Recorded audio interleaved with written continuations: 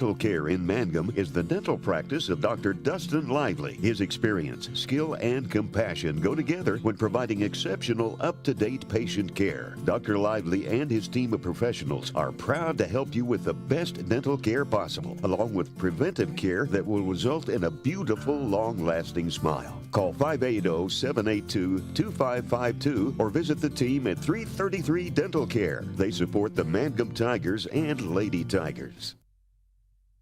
On the corner of Highway 283 and 19 is your certified Firestone tire dealer and also a proud supporter of the Mangum Tigers and Lady Tigers. When you need tires, we're specialty trained and equipped to take care of you. Lyle Shaw and his crew at Blair Tire and Feed wish the Tigers lots of luck in today's game. And always remember, play smart, play safe, play hard, and play with pride. And good luck from everyone at Blair Tire and Feed on the corner of Highway 283 and 19 in Blair, Oklahoma. Here comes the hot stepper. You know, we need to, they've got kiss cams all over the place, right? We need to have the hot stepper cam, because when the song comes on, I'm looking into the stands and looking at all the people do a little head bobbing, a little dancing in the chair. They got game going on. Yes, sir. Yeah, Thursday night basketball. It used to be NBC television night years ago. Now it's must-see basketball on a Thursday night. Makeup, yeah, it wasn't on your schedule originally. This was supposed to have been played a week ago Tuesday when we got the snowstorm that came in, and it snowed, and it was beautiful, it was lovely, delightful, delicious, and it didn't get slick. It was nice. You got about a half-inch of precipitation out of the deal. And then since then, we've had this blasted icy stuff that's been hanging around, and I was concerned that we weren't going to get this thing in tonight, but we did, and we will, and we're looking forward to it.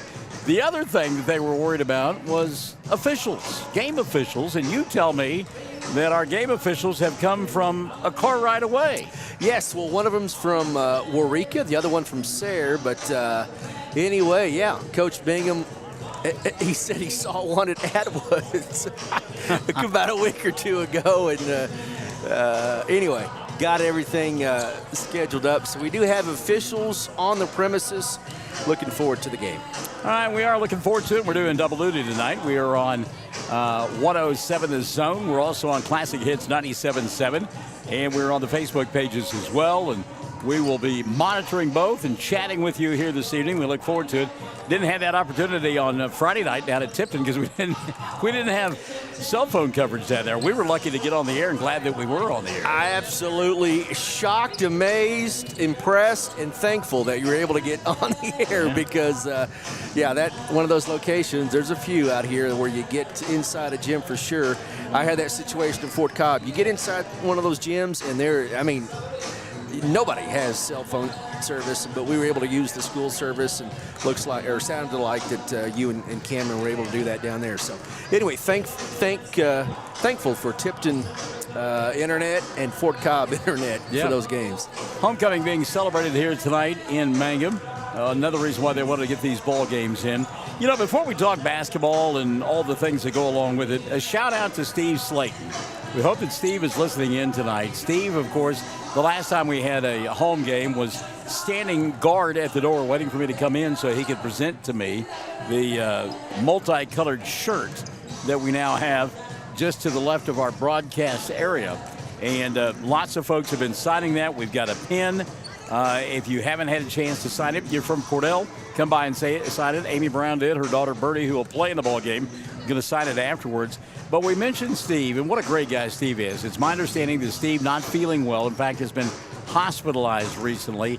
He not only suffered from COVID, but COVID and pneumonia as well. Now, the good news is Steve is sent to be released from the hospital tomorrow. So we certainly hope that is the case. We certainly hope that there's a way that he's able to tune into the ball game here this evening. And Steve, if you are, again, thank you for the shirt, but more importantly, buddy, get better, get feeling better.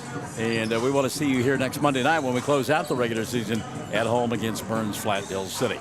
So we're about 3.5 minutes or so away from game time. We've got the starting lineups and the opening tap coming up now that we've done with the hot stepper. And we'll return to Mangum for homecoming between the Blue Devils of Cordell and the Tigers of Mangum on Classic Hits 97.7 and 107 The Zone. We yell loud and proud because we love the Mangum Tigers. This is Lori Laughlin from Cattlemen's Bank, member FDIC. On and off the field, we support the Tigers through and through because once you're a Tiger, you're always a Tiger. And Cattlemen's Bank is Tiger proud. Something you should know about the Kendall Law Office. The Kendall Law Office is family-owned and local. They use up-to-date technology to ensure their productivity provides timely service to clients, and this always includes client access to our firm via email and text. Corey Kendall is experienced, hardworking, and honest. He always puts the client first, and all efforts are focused on the client's best interest. The Kendall Law Office, locations in Altus and Mangum.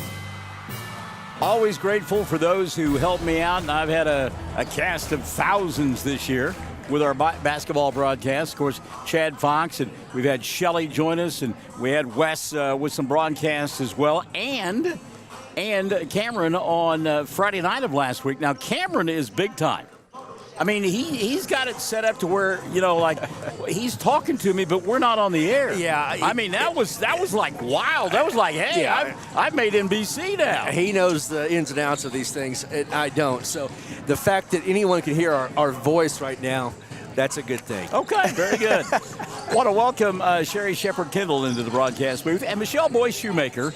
Michelle down there at Navajo. Of course, her daughters went to school there. Her son went to school there as well, but her twin daughters went to school there, and one of them is coaching now and will be at Navajo tomorrow night. So, Michelle, we look forward to seeing you tomorrow evening. And we'll talk about this for the next couple of weeks. But quickly, before we take one more time out and then have your starting lineups and opening tap, Prom-Palooza was a huge success on Saturday in Mangum. How huge, you say? Well, Altus found out about it, and so Prom-Palooza going on the road. Prom-Palooza round 2 will be on Saturday, February 25th from 1 until 5 at the Lavender and Poppy Boutique in Altus, and it's brought to you in part by Balloon Festoons as well as Lavender and Poppy Boutique. So Southwest Prom-Palooza, sponsored by Kingdom Come Unity, February 25th. We'll have more information about it from 1 until 5. They need donations of prom dresses, shoes, jewelry, accessories. And if you're a dude like me and want to make a donation but don't have any of those things laying around the house, monetary donations are accepted. We will take one more timeout, come back. We'll have your starting lineups in the opening tap as we get set for Cordell and Mangum here on the Fox Radio Network.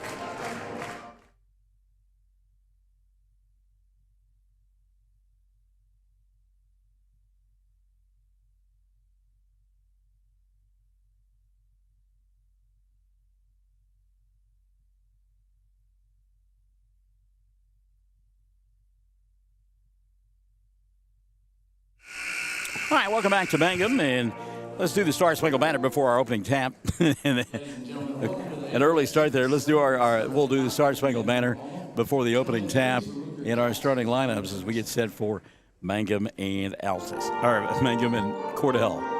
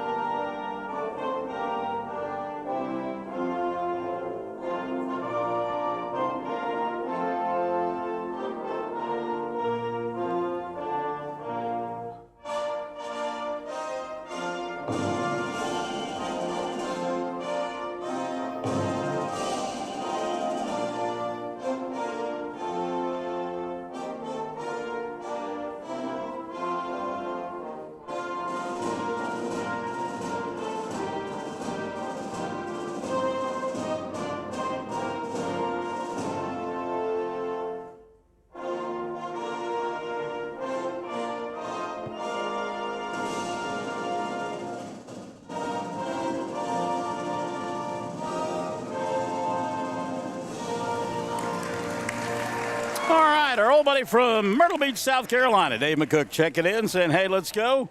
And indeed, that is the case. Morgan Maddox dropping by. Hello, Morgan. All right, so we get set for Cordell and Mangum in a pair of bowl games, homecoming. here at Mangum High School on a Thursday night. Cordell coming in with a record of 1-16, but don't be deceived by that. That one victory coming at the hands of Snyder. And remember, Mangum dropped a ball game to Snyder. We've seen Cordell several times throughout the season, and they've got some young talent and can come up and get you. Birdie Brown, one of those young talented starters who is a freshman. She'll start in the backcourt tonight for Josh Trent, joined by Riley Chigola. Chigola is a freshman. Brennan Ball, a freshman. Peyton Garrison, who is a sophomore, and Kinsey Gray, who is a sophomore. So it's Brown, Chicola, and Ball, Garrison, and Gray, the starting five for Cordell, as they'll work on the left end of your listening in their viewing device in their road blue uniforms, the gray numerals and gray trim. Meantime, Mangum, the home team, coming in with a 500 record at 8-8. They are in their home whites with the orange numerals and the black lettering and trim. And Lauren York will get the start in the backcourt. She'll be joined by Landry Lively. Morgan White gets the start tonight. Brent Woodruss and Ashley Dreyer. So it's a team that you're familiar with. So York, Lively, and White, Woodruss, and Dreyer, the starting five for Mangum. And again, they come in with a record of 8-8. And a busy week, actually a busy 8 days for the Lady Tigers and Tigers. Tonight, ball games with Cordell, Navajo tomorrow night. Monday night back at home to close out the regular season at home, entertaining Burns Flatdale City. Tuesday night we go on the road to Sayre. And then on Friday night of next week, a week from tomorrow night, we close out the regular season at Merritt. Tap going to be controlled by Mangum, and we are underway. So good to have you alongside on the Fox Radio Network, and we will be vacillating between 97.7 and 107 The Zone on the Facebook pages and trying to interact with you, the fans. So we look forward to that and encourage you to shout out and give us messages. Mangum inside with the ball. They go to Woodruss. Woodruss from 8. Little fall-away jumper doesn't get it to go, and a push on the rebound. Morgan White out of position, going to get called for the foul. That'll be her first, and number 1 whistled against Mangum. Lady Tigers going to come out with some full court pressure defense to begin the ball game. And we'll see how this group from Cordell handles that. And get it across timeline pretty quickly. Birdie Brown, her pass, a good one to Chigola. But Riley wasn't looking. Ball went through her hands and out of bounds. So the turnover going to give it back now to Mangum. So the pressure defense didn't have any impact on the play, but it did result in a turnover. Once they got across the half-court line. Speaking of which, Dreyer has the ball go through her hands and out of bounds. And both coaches kind of wringing their hands a little bit. I got tickled. I was talking to Josh Trent and Dara Trent. We have known both of them for a long time. Did their high school play-by-play games years ago. Dara was at Duke, and one of their twin daughters came up and said, "How old are the kids now?" And she's like, "Well, they're in double digits at 10. Run out here for Cordell, and an easy 2. Good job by Ball to collect that one in traffic and lay it up and in for the first 2 of the ball game. They're double digits, they're 10, and Dara said, "Well, we chased them all over doing their athletic stuff." And I just looked at her and said, "Really? You had to tell me that? Like I had to guess that these kids were going to be athletic with you and Josh as their parents? My goodness." Lauren Lively loses the basketball, and an opportunity for Brent Ball into the front court. She'll get the pass, lay it up with the left hand, and a couple of buckets, and it's a 4-0 ball game. And I told you, don't be deceived by the record. Now, you can hear the noise behind us. This is a club that's like, oh, well, we canceled our game, and you guys want to reschedule it so you can play our homecoming. We're going to come after you. 4-0, early lead for Cordell. 6:15 left in quarter number 1. Woodruss will bobble now. She'll go to Dreyer at the free throw line. Back to Brent over the top. Morgan. White shot came up short. Battle for the rebound, and Kinsey Gray will come away with it. Gray to Brown into the front court. Birdie going to slow things down. Go back to Gray. She'll stop and pop from behind the arc. Shot doesn't go. Rebound knocked out of bounds, and last touch by, I think, Mangum, and it will be off Brent Woodruss. And the boys team from Cordell is jacked up and making all kinds of noise. Now, this is fun on a Thursday night. Follow-away jumper for Ball doesn't go. Rebound, though, collected by Cordell, and they'll reset. Valerie Dreyer is checked in as Birdie shoots the 3. Brown shot no good.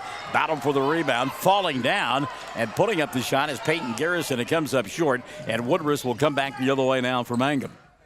5:35 left in the first, and it's an early 4-0 lead for Cordell. York looking inside, and now they'll reverse it here on the near side to Woodruss. Bren puts the ball on the floor, gives up the dribble, needs some help. She'll go to Alyssa Dreyer, back to Bren, inside the arc for two. Shot hits the top of the backboard, no good. Rebound put back. Morgan White doesn't get it to fall, and blocking out Peyton Garrison with the rebound. Into the front court, here comes Riley. She'll stop, leave it for Birdie. Ball fake, gets a screen, stops from 10. It went 11, and the rebound taken away by Woodruss. I think Birdie got a little excited that time in the open floor. Not used to shooting those wide open shots. 4:50 left in the first. York, baseline move. She'll stop, and we'll get a collision. And I think you're going to get a blocking foul called on Bryn Ball, and it is on Ball, her first. Number one called on Cordell. So Mangum inbound right into your listening device or viewing device. And they'll come to Dreyer. Alyssa sets, fires three, spins in and out. Long rebound is still up for grabs. It goes out of bounds, and Mangum touched it last.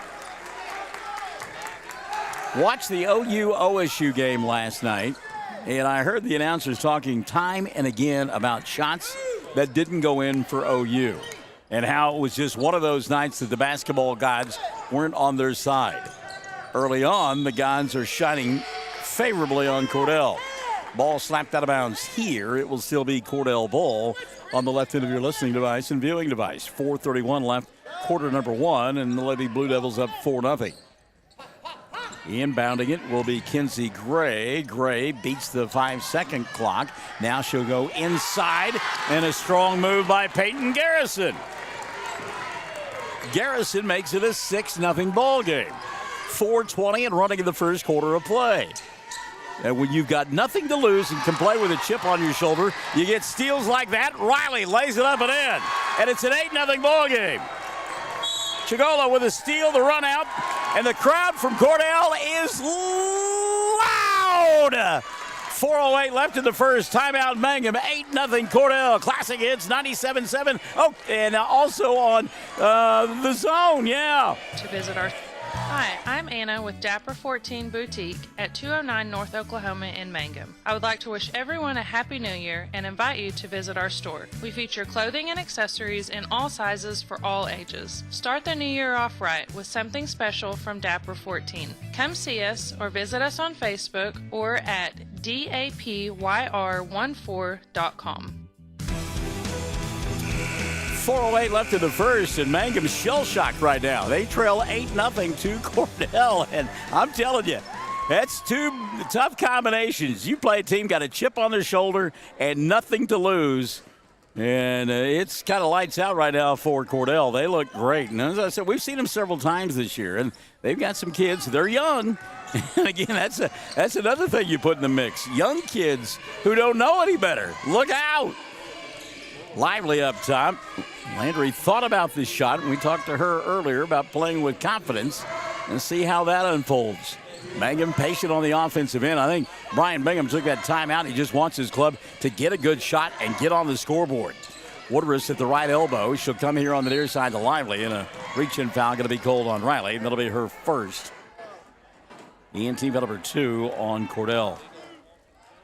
Am I saying Chigola, am I saying that correctly, Chad? Do you know? Can you help me out on that? I really can't. Okay, thanks. Thanks, we appreciate that. I've been with you most of the time, buddy. I know, but, you know, you're a world-renowned guy. Oh, right. You know people.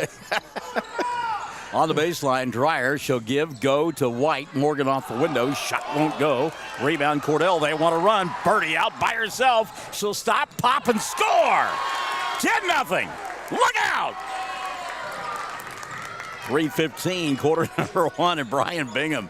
He just pacing the sidelines with his arms folded. And he knows his club has got to get on the board. York can get a blocking foul here. Chigola will pick it up, and that'll be her second now. So Riley going to have to be careful. Team foul number 3 called on Cordell in the early going. Substitution now. Riley will sit down, and Tristan Reimer will come in. 3:04 left in the first. It's a 10-0 lead. Cordell over Mangum. Dreyer getting the inbounds pass. Alyssa here on the near side to Lauren. York to Woodruss. Now White, and everybody's touched it. Dreyer inside. Shot doesn't go. Foul will be called, and Alyssa will go to the line. And Brennan Ball going to pick up the personal. And that'll be 2 on her and 4 on Cordell. Josh Trent may have to go to his bench again, and he will as Dreyer shoots 2. First one on the way for Alyssa. Good. She will have one more. So into the ball game comes Allie Brock. She is a junior. Setting down with that second foul will be Ball. Second free throw, Dreyer. Conley puts it in, and Mangum is on the board. How ironic they get on the board with free throws, an area that they have struggled with this year. So Cordell into the front court. Birdie goes up high to catch a pass in front of the Mangum bench. Should go back up top now to Garrison for 3. Shot doesn't go. Battle for the rebound. Dreyer in the middle of that with Tristan Reimer, and the arrow going to point the way, I believe, of Cordell. And it is, we have not had the opportunity to be here a whole lot this season because of the schedule and losing some ball games in one night. This is certainly the loudest it has been since the Hobart ball games earlier this month. Cordell up 10-2 off the dribble. Here comes Peyton Garrison. Her pass went through the hands of Brooke. Now a 3 ball going to be dialed up by Reimer. Tristan's shot doesn't go, and Morgan White with the rebound. Lauren into the front court. She'll slow it down, go to White out on the wing. Morgan now to Woodruss, open from behind the arc, won't take the shot, and Bryant Bingham wanted her to. Now the reverse near side. Landry going to dump it inside to Dreyer, get a reset out top. Lively to Woodruss. Now in the corner, White. Morgan has a 3, won't take it. Baseline Dreyer, back out over the top to Woodruss, and a reset to Landry. Landry going to put it on the floor. Tight defense by Cordell. And there is a 3 that's going to be launched. This one off the mark for Lauren York. And the rebound cleared off by Cordell. So 1 and done for Mangum. Birdie for 3. That one again too strong. Rebound by York. Birdie, one of those that's going to keep shooting, though, until she finds that groove. Lauren in the front court. She'll go to Woodruss. Nearly walked. Good job keeping the feet still. 3 ball on the way. Dreyer doesn't get it to go. Rebound Peyton Garrison. And Morgan White with a reach in. Morgan not happy with the call. She talked about it as she walked away. That'll be 2 on Morgan, 2 on Mangum. White will sit, and Holly Lehman-Webb will come into the ball game. 1:16, quarter number 1. 10-2, Cordell on top. They'll bring it into the front court. And it's Brock. Alley inside, got whacked on the arm by Alyssa Dreyer. And Brock will go to the line. Alyssa will pick up her first. 3 now on Mangum. So Allie Brooke to the free throw line. Somebody to our right saying nice and easy. Isn't that a hair care product for women? First one for Brock, no good. Allie will get one more. 1:08 left in the first quarter of play. Student section from Mangum now trying to equal their counterparts. From Cordell, second free throw, no good. York with the rebound. Lauren going to dribble, drive, go inside. A bump and a bang and no call. Wow. Allie Brock with a block and got away with it. So the turnover gives it back now to Cordell. Quickly into the front court. They come with the basketball. Good defense by Lively across the ways. Landry slapped that one away from Peyton Garrison. 54 seconds left here in the first. Some token pressure by Mangum as Brown brings it into the front court. Birdie lobs inside Garrison. Back to Birdie. Sets, fires 3. Comes up short. York with the rebound. Lauren on the run. Doesn't have the numbers. She'll force anyhow. Leaves it right side. Landry. 3 ball on the way. Doesn't get it to go. Weak side rebound. Birdie. Brown wants to run. Picked up by a couple of defenders. She'll give up the basketball into the front court to Reimer. Reimer at the right hash mark, looking for a cutter inside, but Alyssa stepped in and took it away. Dreyer with numbers, into the front court. She'll spin, go inside, great pass there. Shot wouldn't fall for Lively. Rebound taken away by Peyton Garrison. Birdie open in the front court. Jab step, thought about the three. She'll go back now to Kinsey Gray. Let's see if Josh Trent holds for one. Well, he will, because we're down to 3 seconds. Off the dribble penetration, glass shot did not fall for Garrison as time expired. We've played one. Cordell in front, 10 for the Lady Blue Devils, 2 for Mangum. Period number 2 on the way on the Fox Radio Network. When you need auto repairs, save money and get it done right at Dwayne's Auto in Mangum. Dwayne's fixes flats, does brake jobs, turns rotors, alignments, that all-important air conditioning work, and general auto repair. If your car or truck isn't right, just head to Dwayne's Auto at 1205 North Lewis Tittle in Mangum. Call 782-5151. That's 782-5151. Mangum Tiger Proud. Fresh floral arrangements created here in Mangum are the hallmark of owner Darla Hately at Flowers Unlimited. Remember that fresh flowers are a very personal and special gift that is so cherished when delivered for birthdays and anniversaries. She might say, "You shouldn't have," but she'll be delighted. Flowers Unlimited. Call local at 580-782-2122. That's 782-2122. Flowers Unlimited in Mangum. Quarter number 1 in the books. Cordell on top, 10-2. Bryn Ball had 4 in that first quarter for Josh Trent. Birdie Brown, Riley Chicola, and Peyton Garrison each with 2 apiece. Cordell 0 for 2 from the foul line. Mangum, their 2 points came from the charity stripe. And Alyssa Dreyer, and that is it. Mangum will have the ball to begin the second stanza. Holly Lehman-Webb, along with Bryn Woodruss, Alyssa Dreyer, Landry Lively, and Lauren York out on the floor for Mangum. They work right into your listening and or viewing device. Orange numerals, black lettering, black and orange trim. Lehman-Webb on the wing from the left side, had the shot, didn't take it. And Mangum patient on the offensive end. Alyssa draws the double team. She'll go over the top to Woodruss. Bryn in the corner to Lauren. York double team, finds Webb over the top. Lehman-Webb for 3, and it goes. Holly Lehman-Webb with a heat check to begin period number 2, and Mangum trailing 10-5. Quickly into the front court, Kinsey Gray will get a collision, and a charge call going to be called. Bring out the band, give me the bugle section. Charge is the call. And on Kinsey Gray, that'll be her first, and team foul number 5 called on Cordell. Lehman-Webb, NBA range on that 3. Doesn't get it to go. Ball saved by York. It's on the floor. We'll get a jump ball. And the arrow going to point the way of Cordell. So Holly feeling her oats went Steph Curry land. Couldn't get it to go. And with a minute gone by here in the second, it'll remain 10-5. Ball thrown away there. Allie Brock that time. May have got grabbed on the arm. Lauren York looking over at the bench with a cat ate the canary look on her face. May have gotten away with one there. So Mangum will get it back. Down by 5. Lehman-Webb and Lively playing catch. Now they'll go to Dreyer at the left elbow, and she got clubbed from behind. Foul called on Tristan Reimer. That'll be the first on Tristan. And team foul number 6 called on the Lady Blue Devils. Josh Trent, we talked about the youth on this ball club. They've got 1 senior, that's Reimer. Everybody else, underclassmen. And you look at that roster, my goodness, the number of freshmen. Wow. He can put things together the next couple of years. Look out in 3 seasons or so, maybe even 2. York forces inside, shot doesn't go. Blocking foul going to be called. There was 3 Lady Blue Devils in the neighborhood. Given her response, it may be on Kinsey Gray. Let's see. Nope. Called it on Allie Brock instead.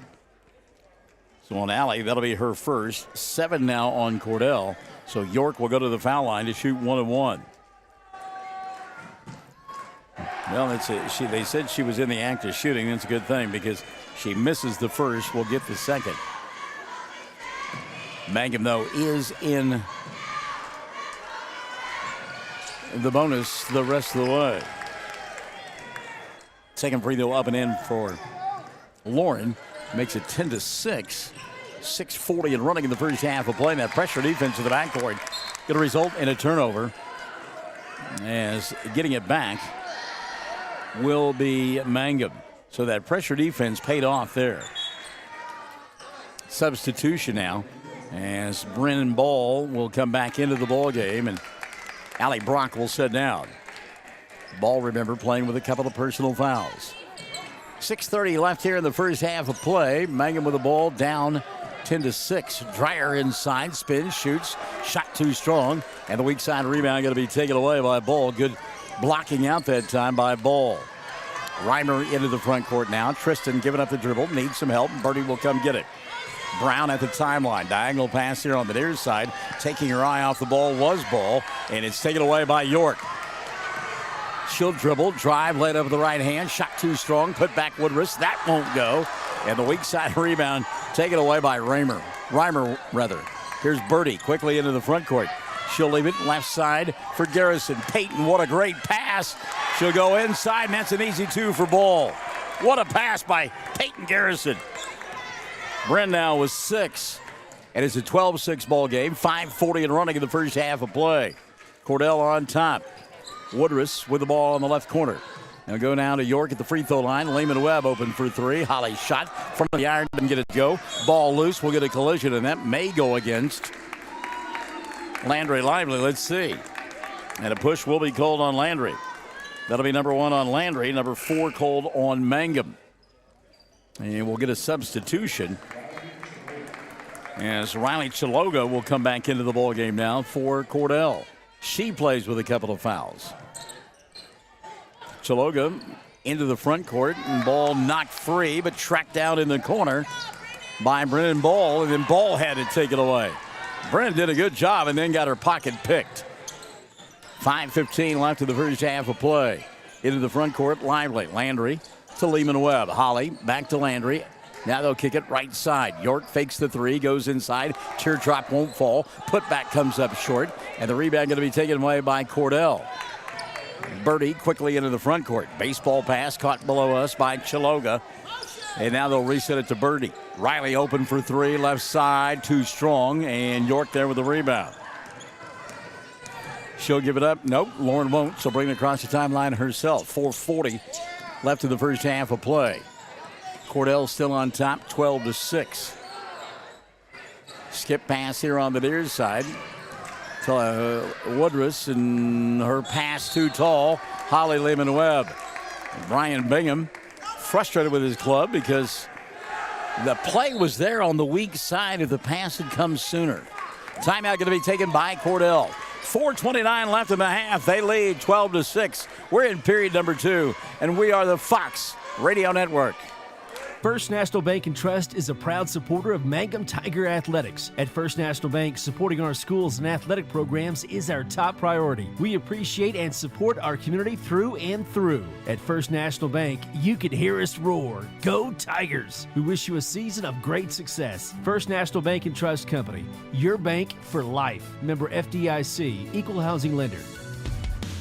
I think Josh Trent called that timeout just to give his kids a blow. They have used a lot of energy here in this first half of play, and we're a little bit gassed. Want to welcome into the broadcast booth Kelly D. Williams and Kelsey Travis. Good to have them alongside on a Thursday night. Tommy Two-Tone, no doubt, played today at some point on Classic Hits 97.7. Jenny Hernandez in the house tonight. Give her a hard time. We haven't seen her yawn yet, but we're keeping track. Dreyer, after Mangum comes up with a steal out of the timeout, will go to Woodruss. Her shot comes up short, and the rebound, Landry Lively, and she'll get tied up. We'll get a jump ball. As hustling in there, Kinsey Gray to tie that one up. Arrow going to point the way of Mangum. They'll get it back with 4:12 left in the first half of play. Woodruss inbound. Bren to Lively. Now to York. Back to Landry. Alyssa sets, fires 3. Got it. Alyssa Dreyer from distance. She's got 5. And it's 12-9. Mangum within 3. Cordell, can Birdie track that one down? No, pass too tall.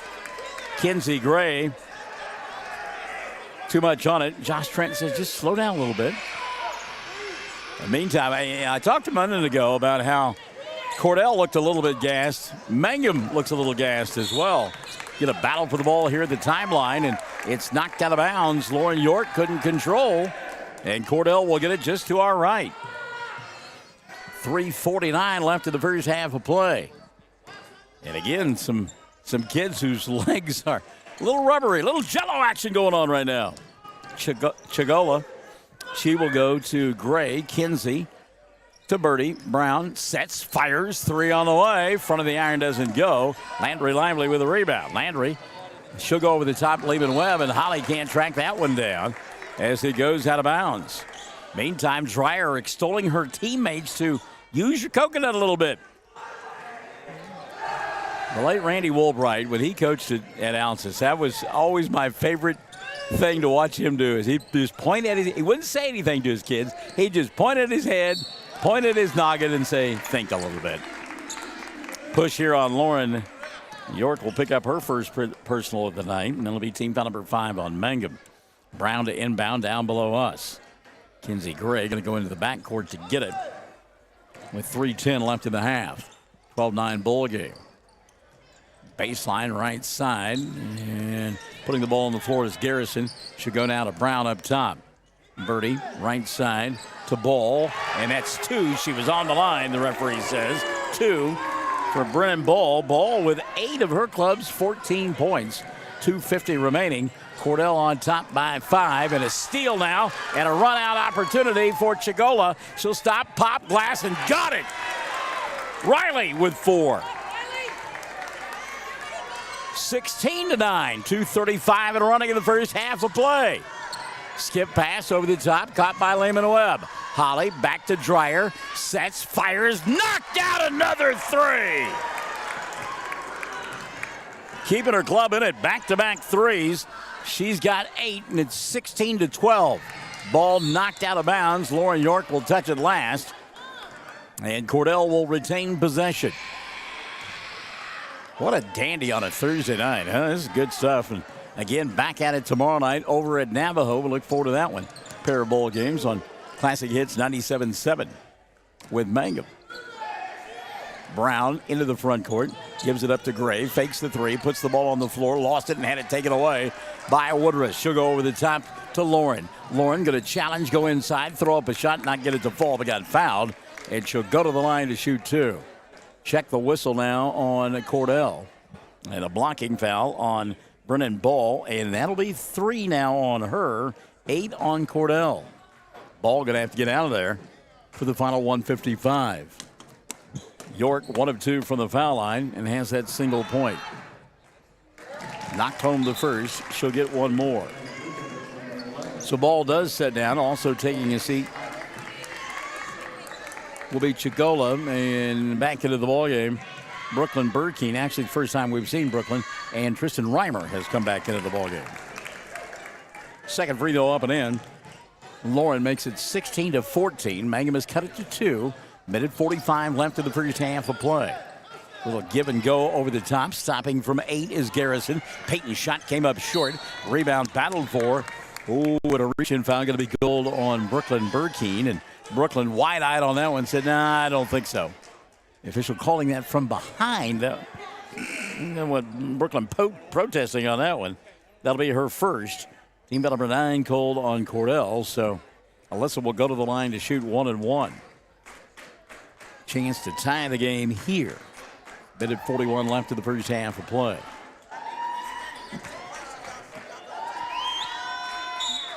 Dreyer's free throw is good, but we've got a whistle. Lane violation. Apparently the lane violation was on Cordell, so count the free throw for Dreyer. Alyssa will have 1 more. She can tie it here. 16-15 our score. Dreyer knocked it down. She's got 8 in the quarter and is keeping her club in it. And now what have we got? So apparently we had a lane violation again. The shot was good, so we just simply inbound the basketball for Cordell. Birdie will do that.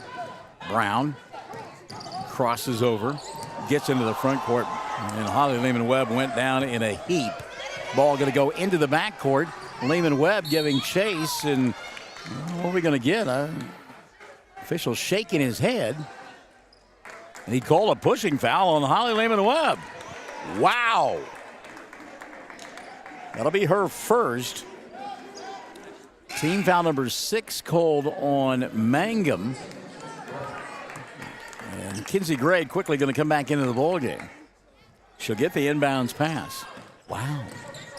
Gray, head on a swivel into the front court. Pass captured in the corner. Good job there by Burkeen to go get it. Had it knocked out of her hands, and it will still be Cordell basketball. 1:16 left in the first half of play. They have led throughout, now are tied 16-all, 1:16 left in the half.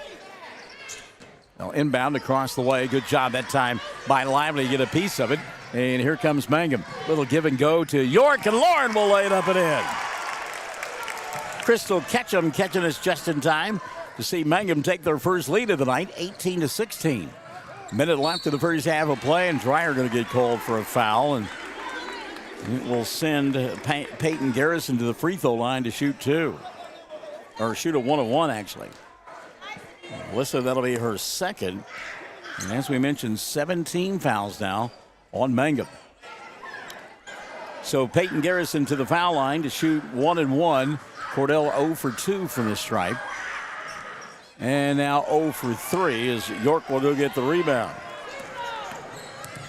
Lauren into the front court. She'll slow things down. Leave it for Landry. Now Lehman Webb at the left hash mark. 45 seconds left in the first half of play.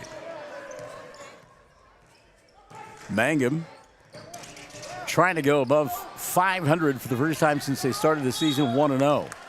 Blocking foul on the baseline will send Holly Lehman-Webb to the free throw line. Check the whistle here.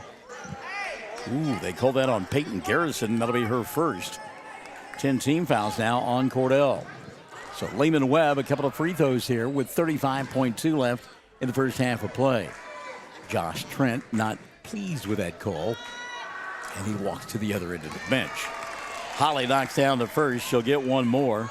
Lehman-Webb with 4 in the ball game. Second one, good. Around the rim it went, and she got it to go down.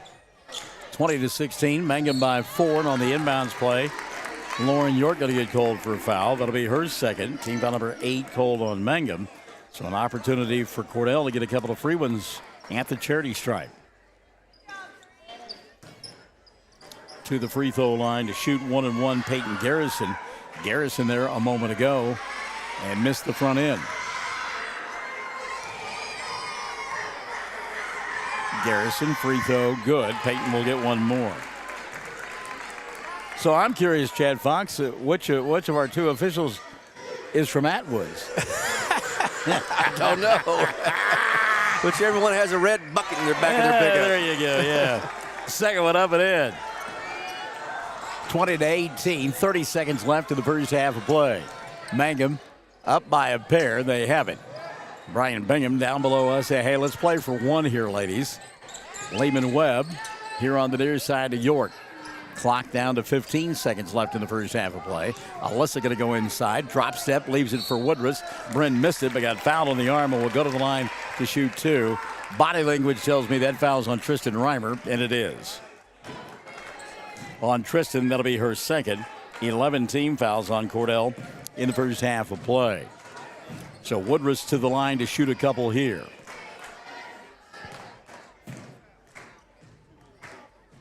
First one on the way for Bryn, no good. Woodruss will get one more.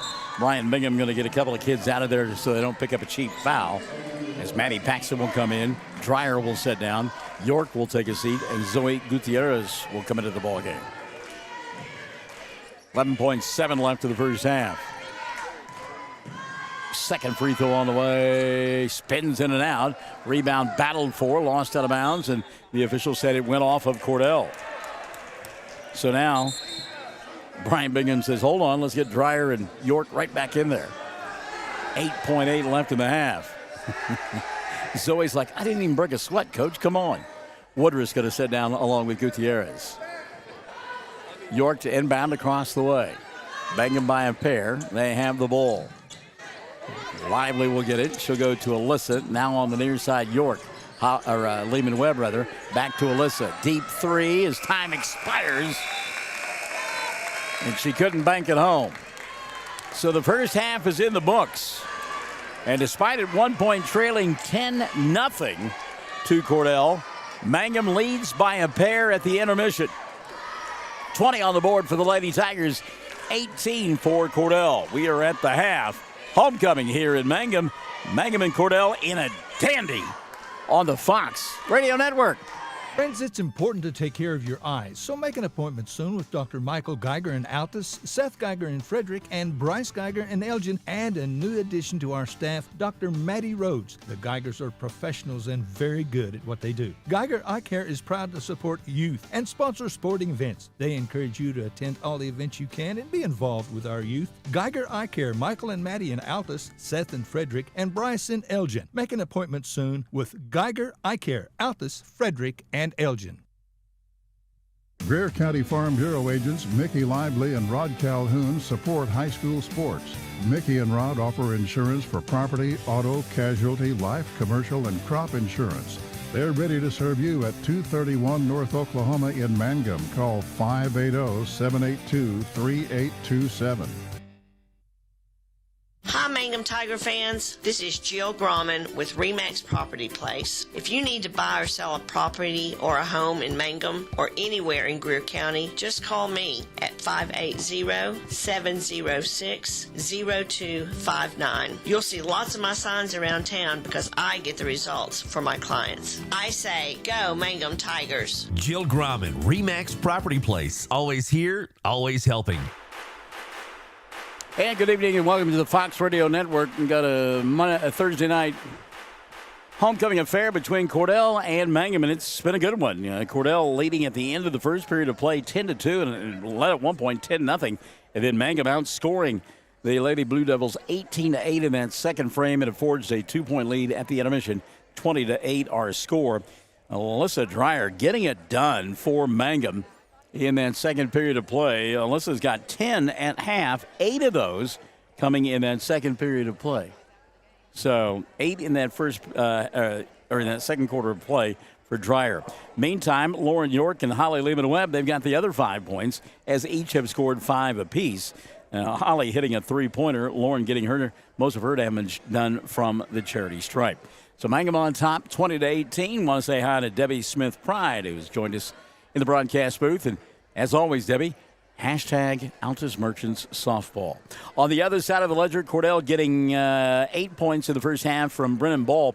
Brennan had 8 in the first, 8 in the second quarter of play, so she's leading Cordell in the scoring column. Riley Chagola with 4 at the intermission. Peyton Garrison has 4, and Bertie Brown with a pair of points. Cordell from the foul line, 2 of 5 in that first half of play. Josh Trent, some foul problems on his side of the basket, no doubt about it. Ball has got 3 at the intermission.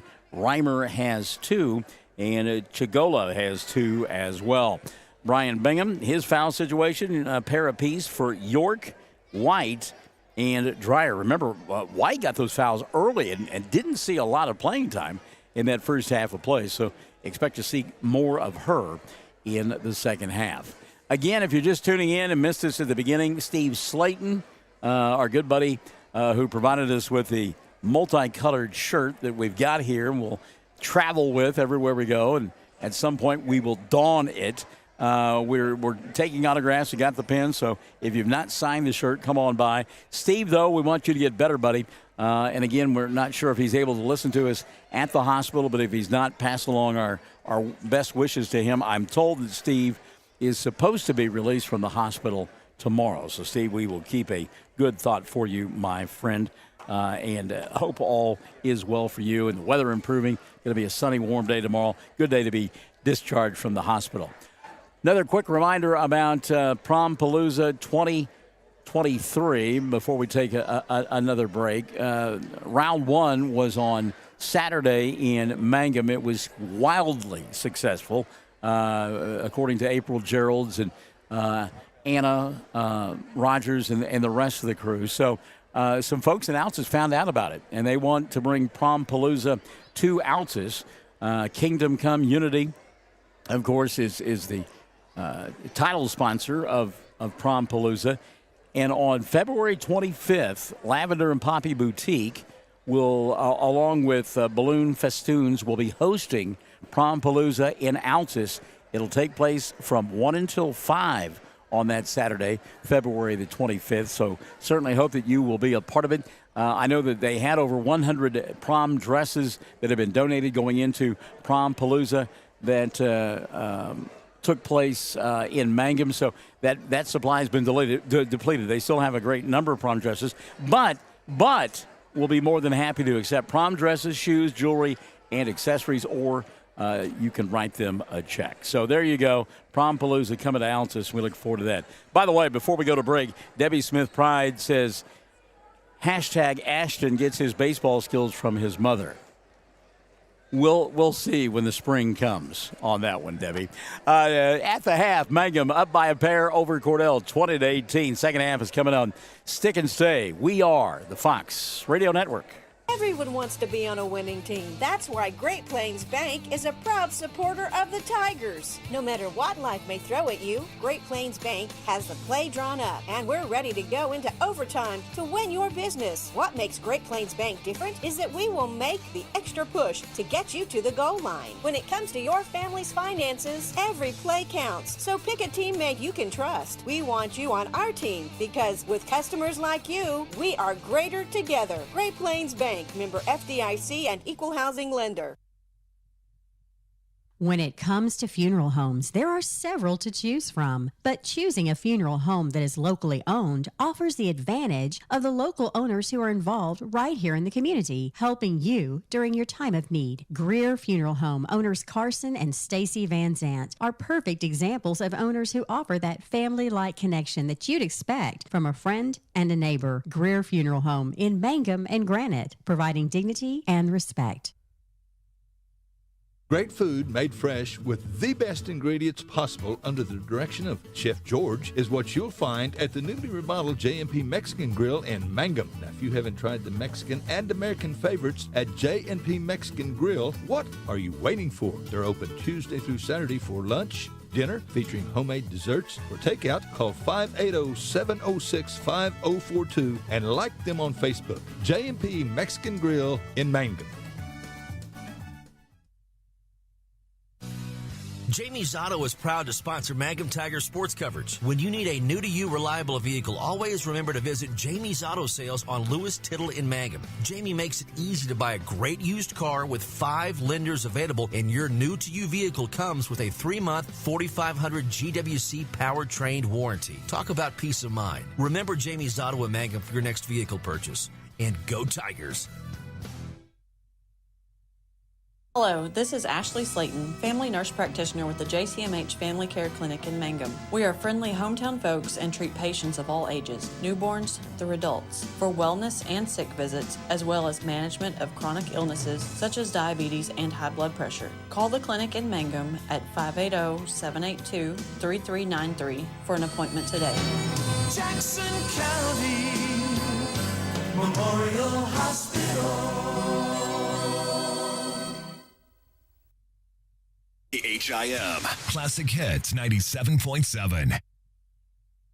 Mangum Golden Age Apartments offer HUD-approved housing for anyone 62 or older or on Social Security disability. They have 1 bedroom and efficiencies which include all bills paid, including Wi-Fi and cable, for just $5. Mangum Golden Age Apartments are located at 100 East Lincoln, right on the downtown square in Mangum. Call Katie at 580-782-2452 for more information on Mangum Golden Age Apartments.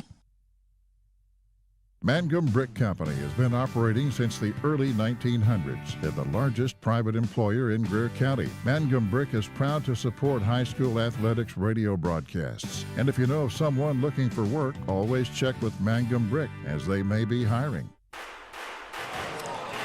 These young people crack me up. I love them. They keep me young. Landry Lively out there. They're playing Footloose, Kenny Loggins over the loudspeaker, and Footloose was a song that was on the radio in 1983. Okay, 1983. The year I graduated from college. 1983. This spring it'll be 40 years. years. Their mom and dad were kids. Exactly. I mean, that is just absolutely insane. And she had the dance steps down pretty good. Yes. Yeah. You said what did you say? Oh, I'm sure you can dance to it. Yeah, no, shoot. no. Oh, yeah. No. Yeah, come on, man. Elaine Talbot is watching. Hello, Elaine. Good evening and welcome. And it'll be Cordell ball to begin. Period number 3. They work on the right end of your listening and or viewing device in their road blue uniforms with the silver gray. I'm an old guy, so I make up my own colors as Cordell will lose it out of bounds. From the Civil War, silver gray. Well, I don't go back quite that far, but thanks for asking. I appreciate it. That's real nice. So yeah. When's Cameron coming back out? Riley Chicola and Bertie Brown get the start in the second half. Brennan Ball as well. Kinsey Gray, speaking of colors, and Peyton Garrison, the final member, that starting 5 for Cordell. They trail by a pair, 20-18 here in period number 3. We'll get your 5 on the floor for Mangum in a moment. Baseline move there, Garrison. She'll kick it back out top. Bertie fakes the 3. Now comes here on the near side to Gray. Kinsey back to Ball, and now a 3-ball Gray. Shot doesn't go. Battle for the rebound, and picked up by Lauren York. Lauren, along with Alyssa Dreyer, Brennan Woodruss, Morgan White, and Landry Lively out on the floor for Mangum. Left end of your listening and or viewing device in their home white uniforms. Black lettering with orange numerals, orange and black trim. Lively up top, fakes the 3, goes inside, bounce pass to White. Morgan surprised by it, goes between her legs and out of bounds.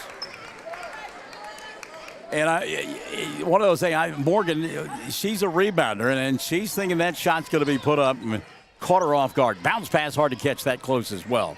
Meantime, Cordell with a run out on the other end, ball free. Good job of keeping it alive there by Ball. Now it will go out of bounds. And I think we're going to get a foul call. Yeah, we sure are. Alyssa Dreyer going to pick it up. Dreyer, that'll be her 3rd now. So they'll have to get her out of there. Dreyer will set, and Holly Lehman-Webb will come back in. And boy, Dreyer she was the points in that second quarter play. That's a big loss there. Somebody else going to have to step up offensively for Mangum. Meantime, Chigola will go inside, and a reach-in foul going to be called here. And they called it on Morgan White. Morgan can't believe it, and that'll be 3 on Morgan. 2 now on Mangum to begin the second half of play. Sherry Shepard-Kindle has joined us on the broadcast. Hello, Sherry. Ball tipped on the inbounds pass, still free. Finally tracked down by Peyton Garrison. Garrison near the timeline. She'll come here on the near side to Gray. Little dribble drive kick left side. Bertie between a couple of defenders. Scoop shot doesn't go. Lauren York with a rebound. Lauren wants to run. Had the ball pinned on her hip for a moment. Comes across the timeline, goes to Holly Lehman-Webb in front of us. 6:10 left here in the 3rd. Woodruss at the right hash mark. Back out top, Lehman-Webb. Reversal Lively, now open White. Tried to force it inside. Ball got poked free. It's loose on the floor. We've got bodies all over it. Finally, Woodruss will get it. Skip pass over the top to York. Lauren backs her way inside, puts it up with the right hand. That ball may have been partially blocked by Peyton Garrison, and then Garrison standing out of bounds when she came up with a loose basketball. Wow. Both teams getting after it big time. I mean, I know there's a rivalry between Mangum and Hobart, but no love lost between these two schools, and they're getting after it. Lively for 3. Landry's shot doesn't go. White there to clean it up. Misses the putback. And Cordell with a rebound and a run-out opportunity now. Gray. Kinsey over the top. She'll go to Garrison. Garrison. And a foul going to be called. And then maybe on Holly, given her facial expression. Yep.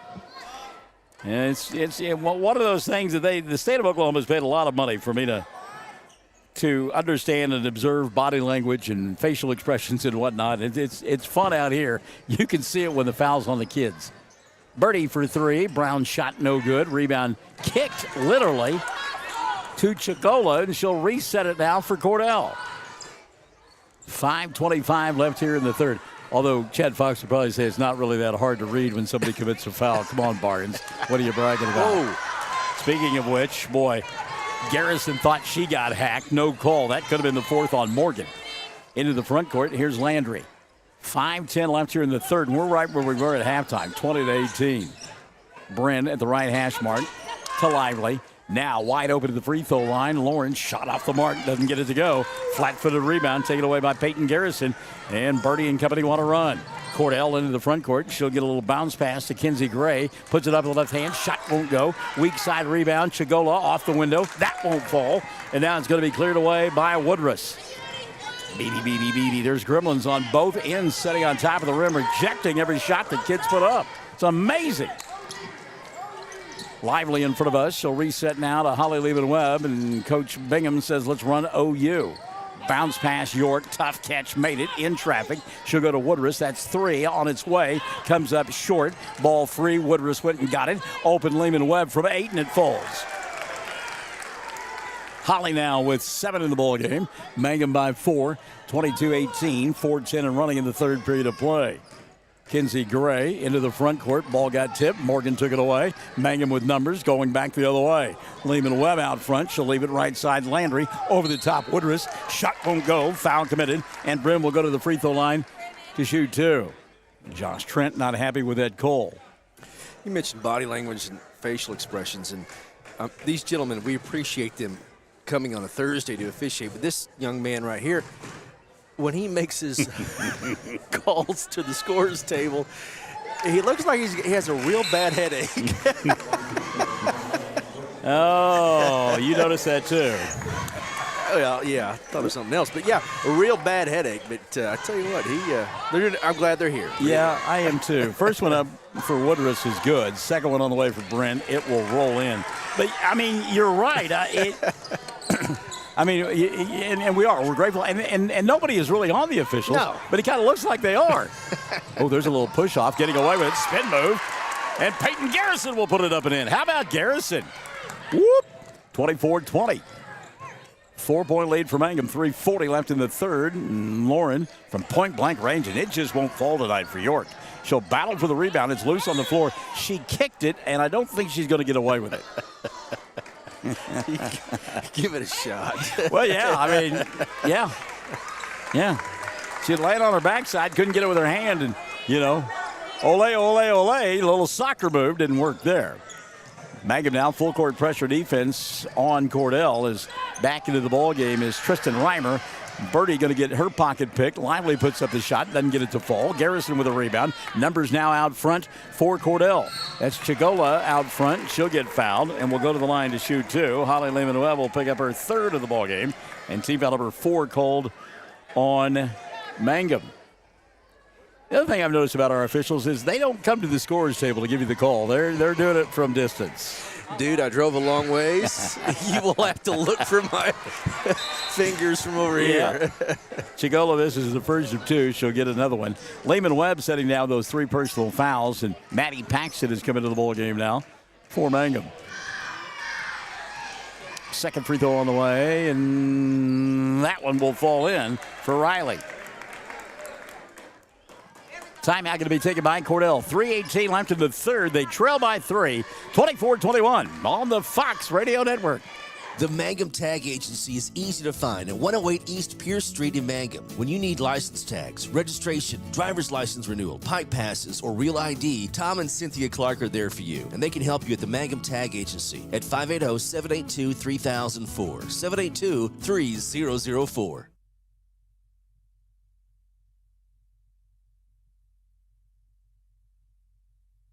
333 Dental Care in Mangum is the dental practice of Dr. Dustin Lively. His experience, skill, and compassion go together when providing exceptional, up-to-date patient care. Dr. Lively and his team of professionals are proud to help you with the best dental care possible, along with preventive care that will result in a beautiful, long-lasting smile. Call 580-782-2552 or visit the team at 333 Dental Care. They support the Mangum Tigers and Lady Tigers. Well, we just checked on 107 The Zone's Facebook page, and no chatter.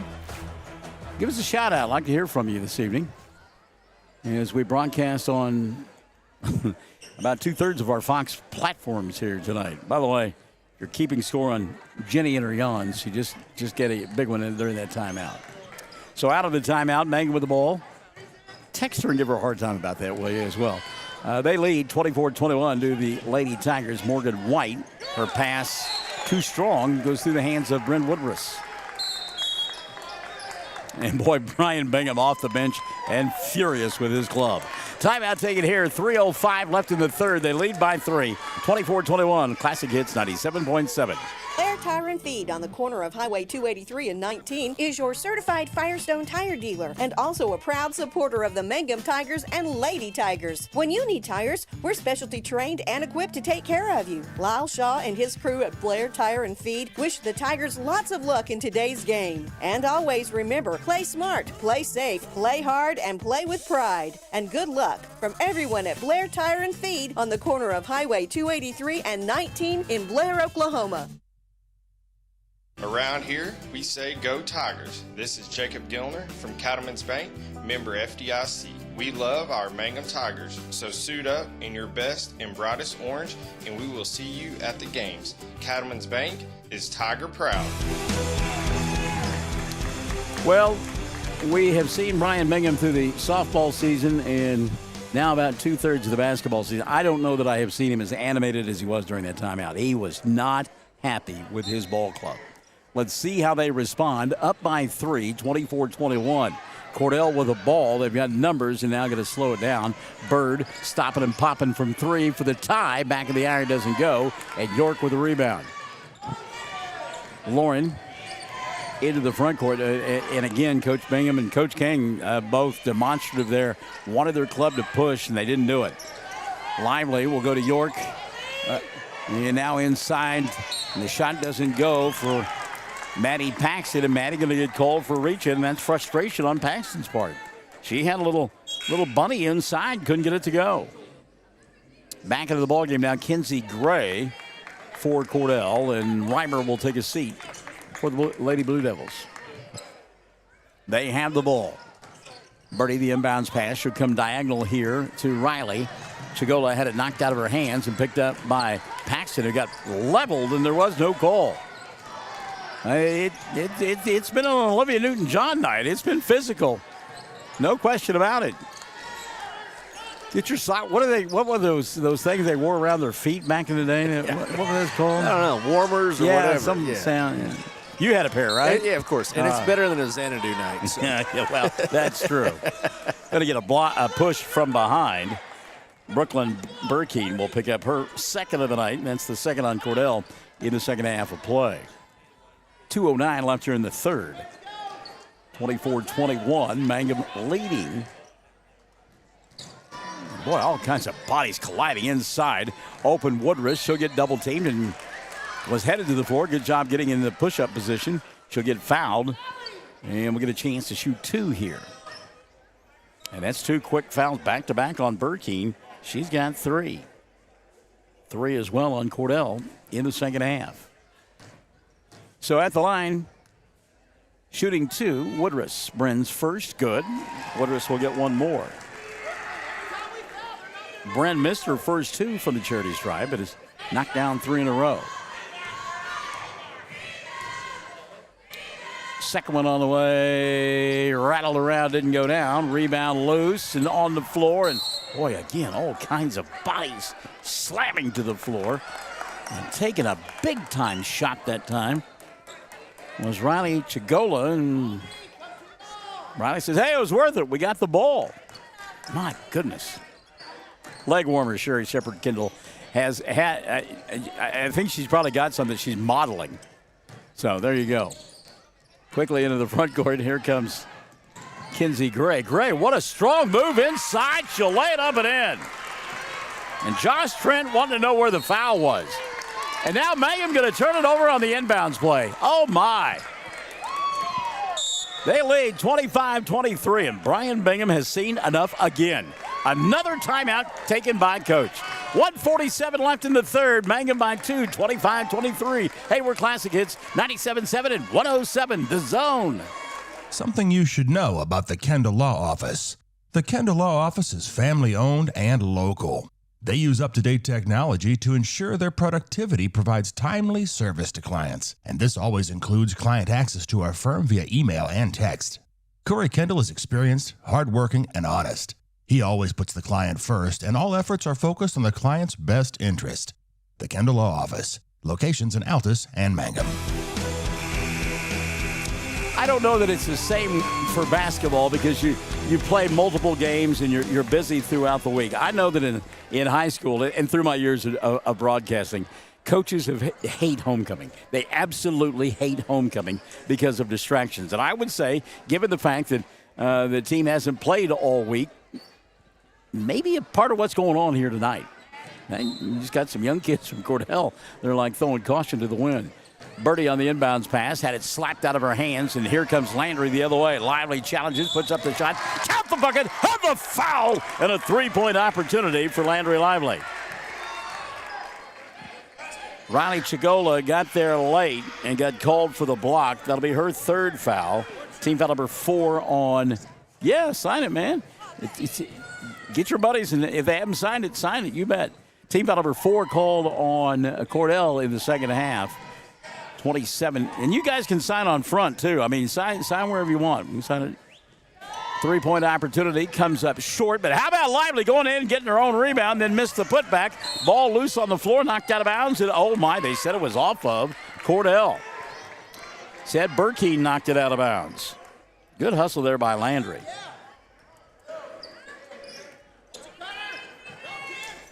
Inbounds pass. Lively sets 3, no. Rebound, that's got to be a push-off there. No doubt about it. Kinsey Gray got called for the push-off, and you could see it. Cordell fans not happy with that call, but, well, they didn't call it on Kinsey. They called it on Brooklyn Burkeen instead, and that'll be 4 on Brooklyn. 5 now on Cordell in the second half. Brooklyn will have to set, and Allie Brock will come back in now for Cordell. Woodruss to inbound.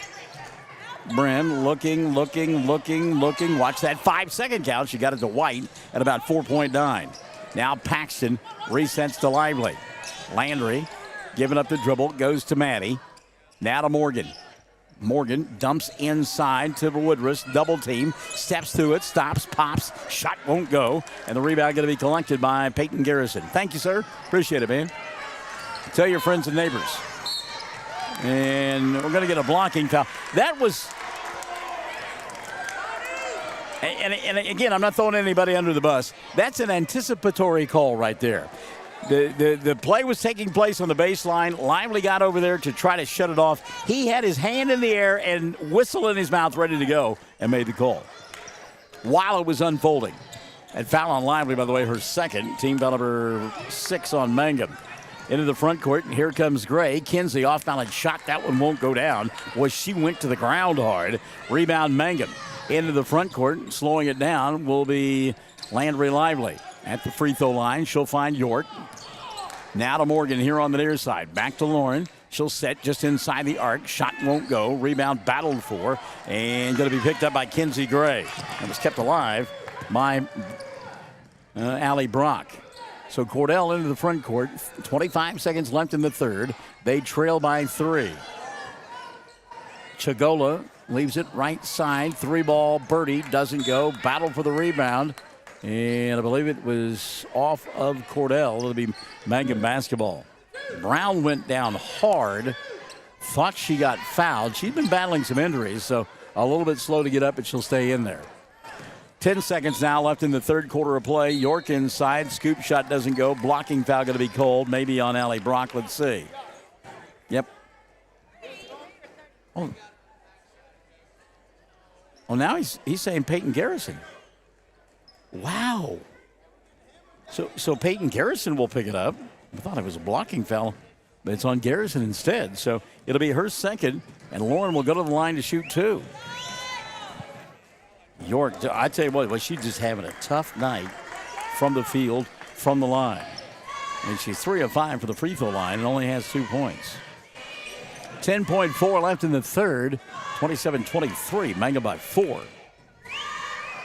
Second one on the way for York, and that won't go. And on the rebound, 2 bodies on the floor. Coming away with it will be Kinsey Gray. She'll go to Brown. Birdie playing beat the clock. Throws it at the feet of Garrison. And Garrison won't be able to get off a shot as she fell to the floor. We've played 3. It's a ragtag game. Mangum on top, 27-23. Final 8 are going to be good on the Fox Radio Network. Something you should know about the Kendall Law Office. The Kendall Law Office is family-owned and local. They use up-to-date technology to ensure their productivity provides timely service to clients, and this always includes client access to our firm via email and text. Corey Kendall is experienced, hardworking, and honest.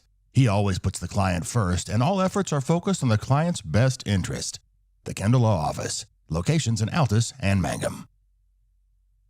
Hi, I'm Anna with Dapper 14 Boutique at 209 North Oklahoma in Mangum. I would like to wish everyone a Happy New Year and invite you to visit our store. We feature clothing and accessories in all sizes for all ages. Start the new year off right with something special from Dapper 14. Come see us or visit us on Facebook or at dapyr14.com.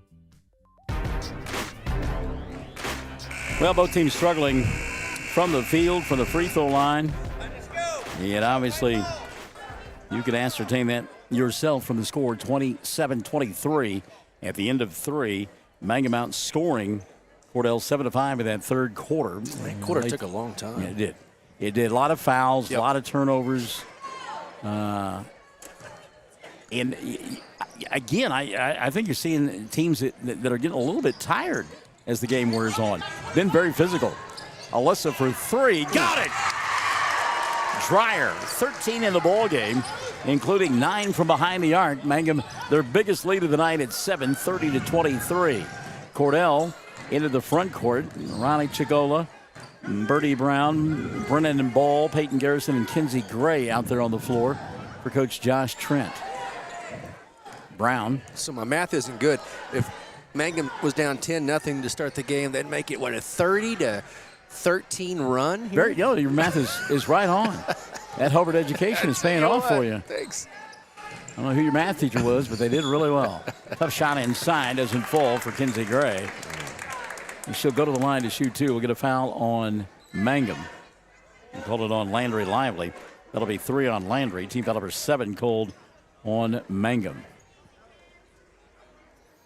Emma Geralds has joined us. Hello, Emma. And good evening to you. Hope all is well with you. You can sign the shirt for sure. Yeah, down 10-0. You and me probably been stomping around throwing a fit, but Brian was really calm about the whole situation, and he's got a 7-point lead. Well, he might have been calm then. He hasn't been in the second half. Right. Fire would be a good way of describing it. Second one on the way for Gray. Bank shot good. Kinsey now with 3 in the ball game. I like this Kinsey Gray kid. She's a good-looking athlete. And again, just a sophomore.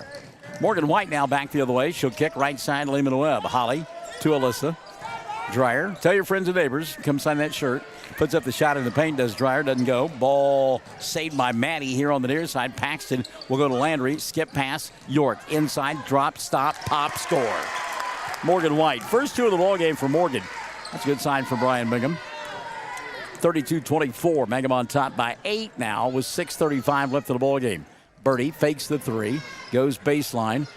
Ball gets bobbled and we'll get a jump ball. Allie brought that one around her waist. And good job by Morgan to step in and tie it up and get the jump ball. Arrow going to point the way of Cordell. They have it right in if you're listening into a viewing device in their road blue uniforms, silver numerals with some white trim.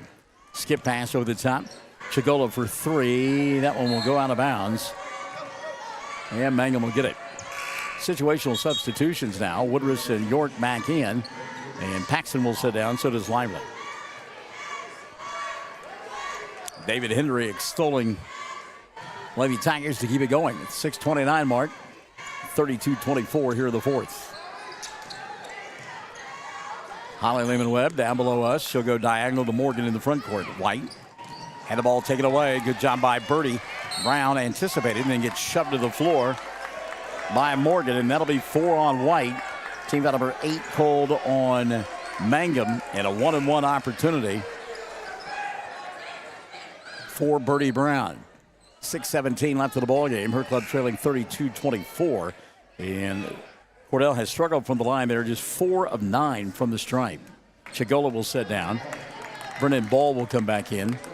Also taking a seat, Brock, and Peyton Garrison, I believe, has come back into the ball game. Morgan White going to set for Mangum. And checking back in will be Lively. So it's Lively, Holly Lehman-Webb, Woodruss, York, and Dreyer. Brown, first free throw good. Birdie will get one more. Birdie out there with Garrison and Ball, along with Gray. As the second free throw for Brown is up and in. Birdie with 4. Cuts it to a 6-point ball game, 32-26, and a reach-in foul going to be called here on Tristan Reimer. She was the 5th member that finds him out there. That'll be 3 on Reimer, and team foul number 7 called on Cordell. So 1-1. You talked about the length of that third quarter of play. It may seem short in comparison to what the fourth quarter might be. So Lauren at the foul line to shoot the 1-1. York on the night, and we talked about it. She's made 3, but she's also missed 3. 3 of 6 and has 5 points. And it's been a tough night for her all the way around. Front end of the 1-1 goes. York looked comfortable there. She'll get one more. Mangum now from the foul line, 13 of 20. And again, that's unofficial, but we've got her 13 of 20. Second free throw on the way goes. 7 in the ball game for York. A couple of free throws made. Mangum by 8, 34-26. 6:05 left of the ball game. Cordell got to get it across the timeline. They have that 10-second count, and they do to Brown. Birdie looked inside. She'll go to Garrison, now back to Brown. She'll put it on the floor, stop and pop, off the glass, shot too hard. There to get the rebound, though, is Garrison. Her putback won't go. And I don't know if it was tipped out of bounds by Mangum. Apparently it was. And so Cordell will get it back underneath their own window. It's Kinsey Gray to inbound it. Gray looking. Now finds Brown on the left side. Birdie backs her way in, gives up the basketball. She'll go to Garrison. Garrison lost it, picked it up on her backside, and got called for a travel. That's good hustle, but it's also the correct goal. So with 5:43 remaining, getting it back will be Mangum. They lead by 8. Lehman-Webb into the front court. She'll go to York. Lauren, dribble, drive, forces. Shot doesn't go. Weak side rebound. Brennan Ball. Ball going to get tied up. Dribbles out of it. She'll come to Reimer. Now we'll get a tie up and a jump ball. And here we're going to point the way of Mangum. Cordell fans back to our right wanting a foul there. It's just that. It's been physical all night long. We talked about it, kidded about the Olivia Newton-John song, but it's true. Inbounds pass. Woodruss will get it to Dreyer from 15. Alyssa misses it short. Ball swatted away on the putback for Woodruss. Going up, blocking it. Peyton Garrison, she said, get that stuff out of here.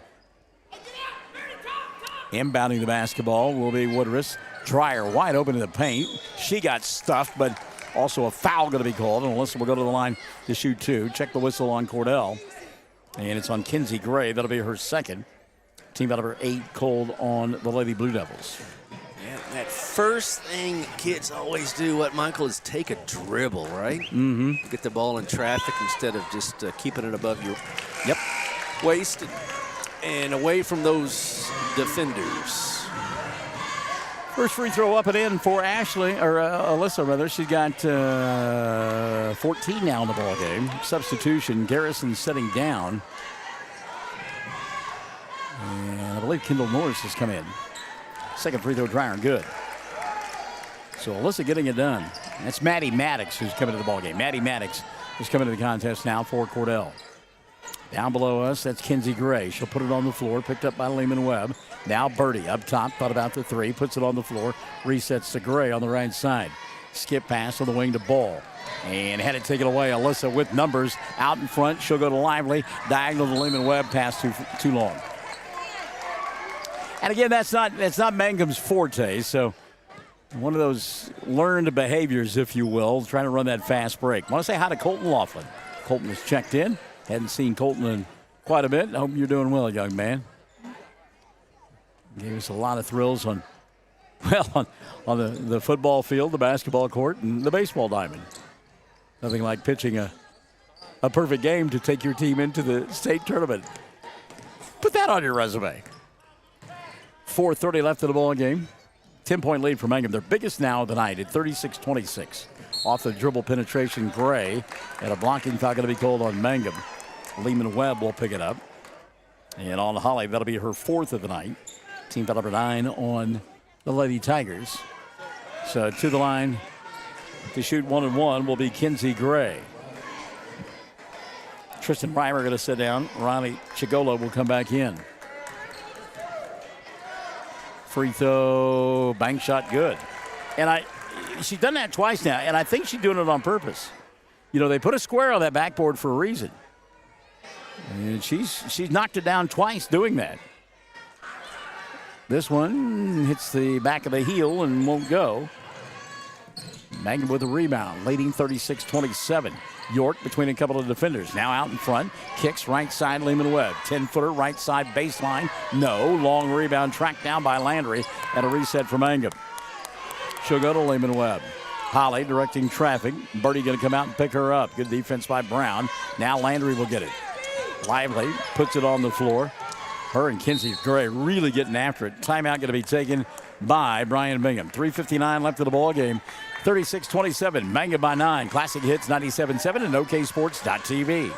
When you need auto repairs, save money and get it done right at Dwayne's Auto in Mangum. Dwayne's fixes flats, does brake jobs, turns rotors, alignments, that all-important air conditioning work, and general auto repair. If your car or truck isn't right, just head to Dwayne's Auto at 1205 North Lewis Tittle in Mangum. Call 782-5151. That's 782-5151. Mangum Tiger proud. Fresh floral arrangements created here in Mangum are the hallmark of owner Darla Hately at Flowers Unlimited. Remember that fresh flowers are a very personal and special gift that is so cherished when delivered for birthdays and anniversaries. She might say, you shouldn't have, but she'll be delighted. Flowers Unlimited. Call local at 580-782-2122. That's 782-2122. Flowers Unlimited in Mangum. All right, let's give you a Cattleman's Bank game reset at the 3:59 mark of period number 4. Mangum leads it 36-27. Both teams in the 1-1 bonus. In fact, Mangum will put Cordell at the line for 2 on any foul from now on. The arrow points the way of Cordell, and Mangum with I think just 1 timeout remaining. Cordell has 3. Mangum with the basketball, and that's Landry Lively working her way inside, lost it out of bounds, and instead it was knocked out of bounds by Kinsey Gray.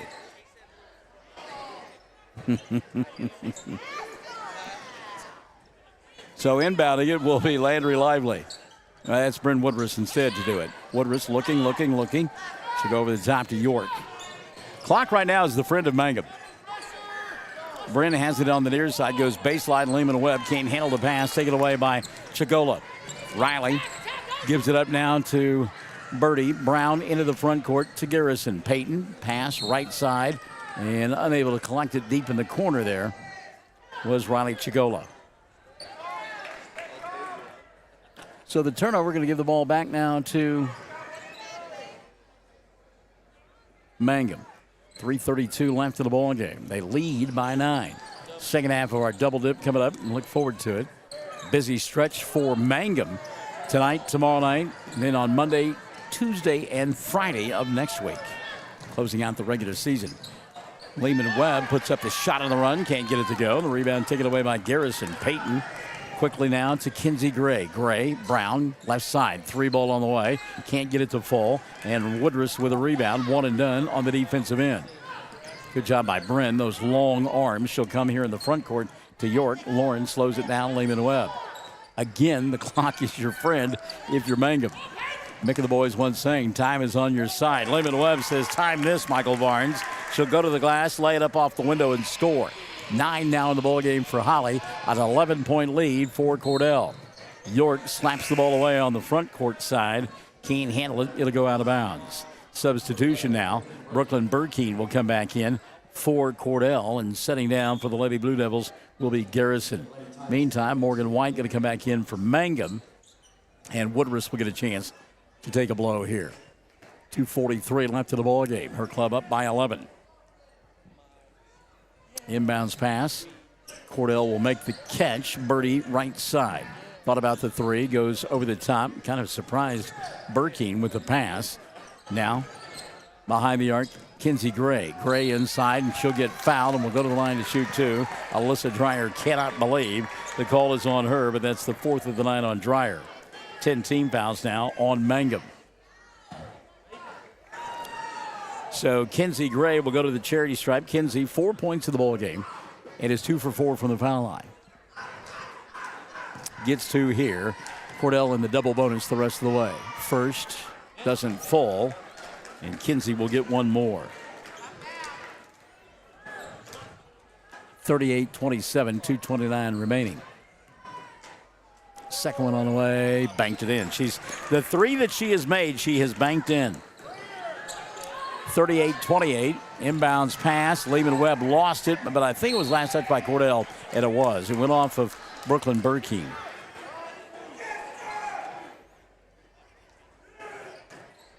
And the fourth quarter and the second half continue to slug on. York, the inbounds pass, lost it on her hip, got it back, resets to Lively up top.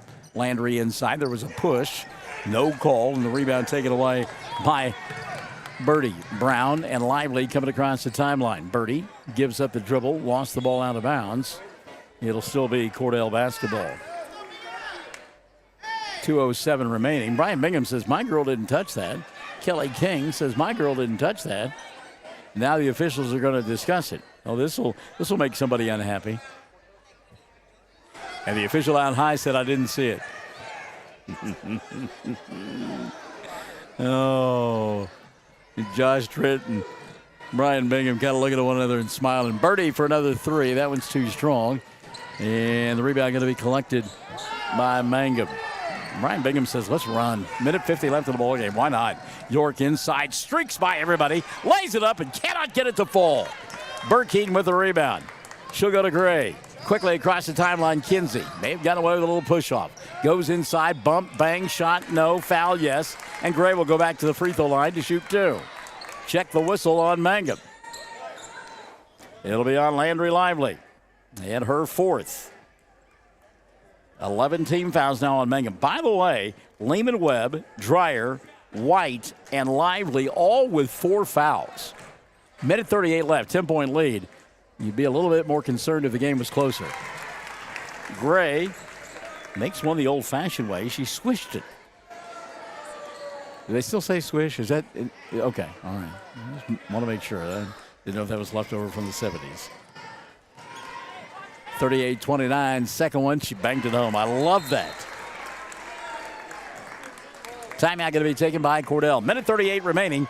They trail by 8. It's homecoming night, and you're listening to it on the Fox Radio Network. First National Bank and Trust is a proud supporter of Mangum Tiger Athletics. At First National Bank, supporting our schools and athletic programs is our top priority. We appreciate and support our community through and through. At First National Bank, you can hear us roar. Go Tigers! We wish you a season of great success. First National Bank and Trust Company, your bank for life. Member FDIC, Equal Housing Lender. Friends, it's important to take care of your eyes, so make an appointment soon with Dr. Michael Geiger in Altus, Seth Geiger in Frederick, and Bryce Geiger in Elgin, and a new addition to our staff, Dr. Maddie Rhodes. The Geigers are professionals and very good at what they do. Geiger Eye Care is proud to support youth and sponsor sporting events. They encourage you to attend all the events you can and be involved with our youth. Geiger Eye Care, Michael and Maddie in Altus, Seth in Frederick, and Bryce in Elgin. Make an appointment soon with Geiger Eye Care, Altus, Frederick, and Elgin. Minute 38 left of the ball game. Mangum on top by 8, 38-30. A reminder to our Mangum listeners and viewers, Mangum back in action tomorrow night on the road at Navajo for a pair of ball games. 6:30 and 8 o'clock. I'm told that it'll be senior night at Navajo. And they've got, I guess they've been having some sort of fundraiser thing going on, and the winner going to be announced tomorrow night. So it'll be a great night. We look forward to it. Dreyer inbounding for Mangum. And the ball going to be tipped and taken away by Birdie. Brown trying to clear space. She'll go to Kinsey Gray. Gray kicks left side, Chigola. Now back to Birdie. Fakes the three, puts the ball on the floor. Good defense by Lively. Out on the wing, here's Brennan Ball. Ball to to Gray. And Kinsey gets stripped. Run out now for Morgan. Morgan dribble, drive, stops, pops, glass, and got it. Morgan White. 4 in the ball game, and all 4 have come here in period number 4. 1:05 remaining. 40-30. 3 ball will not fall for Chigola. 1 and done. Rebound taken away by Cordell. Across the timeline, you can hear Brian Bingham down below us saying, let's run Cowboy. Well, not the Cowboys, let's hope. Dallas and otherwise. Dribble drive, Dreyer. Alyssa foul will go to the line to shoot 2. And that should be on Berkey. And I think that'll be the 5th of the night on Brooklyn. Cordell hosting Snyder tomorrow night and then hosting Hollis next Tuesday, wrapping up their regular season. All right, and district play will begin for them next weekend. Wow. That is right. They're in Class A, and they will be traveling to Arapahoe Butler. Okay. And Brian said, I believe, with Union City and Arapahoe Butler in that. Yep, that sounds right. Okay. So Brooklyn Burkeen fouls out of the ballgame now for Cordell, and back into the ballgame, Peyton Garrison for the Lady Blue Devils. Alyssa Dreyer at the free throw line. 5 of the quarter, 15 in the ballgame for Dreyer, and she's been perfect from the foul line. Still is. Big night for Alyssa. 7 for 7 from the charity stripe, and has hit 3 threes. Those are her points. She has not made a conventional field goal tonight. Second one for Dreyer, good. And that should ice it for Mangum. Dreyer will sit down. And Woodruss will come in just in time for Brian Coleman. BC, hope you're well, buddy. Got that baby coming on the way. Your son doing great things for the Walters Blue Devils, getting named some football teams and playing some basketball as well. And, of course, Brian, a member of the exclusive Altus Merchant Softball Club. Birdie Brown with a steal, run out, layup, shot won't fall though. Climbing the ladder, York to try to get the rebound, and she is in the corner battling for it with Chigola, and they both go to the floor. The ball goes out of bounds. That kind of looked like some Altus Merchant scrums out there after ball games. The Dirty Birds come to mind. The conversation in the hospitality room a week or so ago. We won some of the games and won some of the fights. Yeah, exactly. Run out here for Holly Lehman-Webb. She'll lay it up and in. Holly Lehman-Webb. She's in double figures now with 11. Yeah, that was. I guess that was one of our barometers. How'd you do? Well, we lost the game, but we won the fight this week. Layup by Chigola, and Riley now with 7 in the ball game. 44-32. Lehman-Webb. Will she shoot as time expires? No, ball going to get tipped out of bounds. And that will do it. 44-32, your final score. Mangum gets off a 10-0 deck and comes back and wins by a dozen here this evening against Cordell.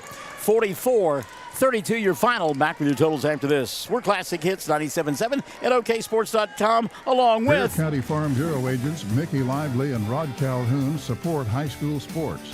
Mickey and Rod offer insurance for property, auto, casualty, life, commercial, and crop insurance.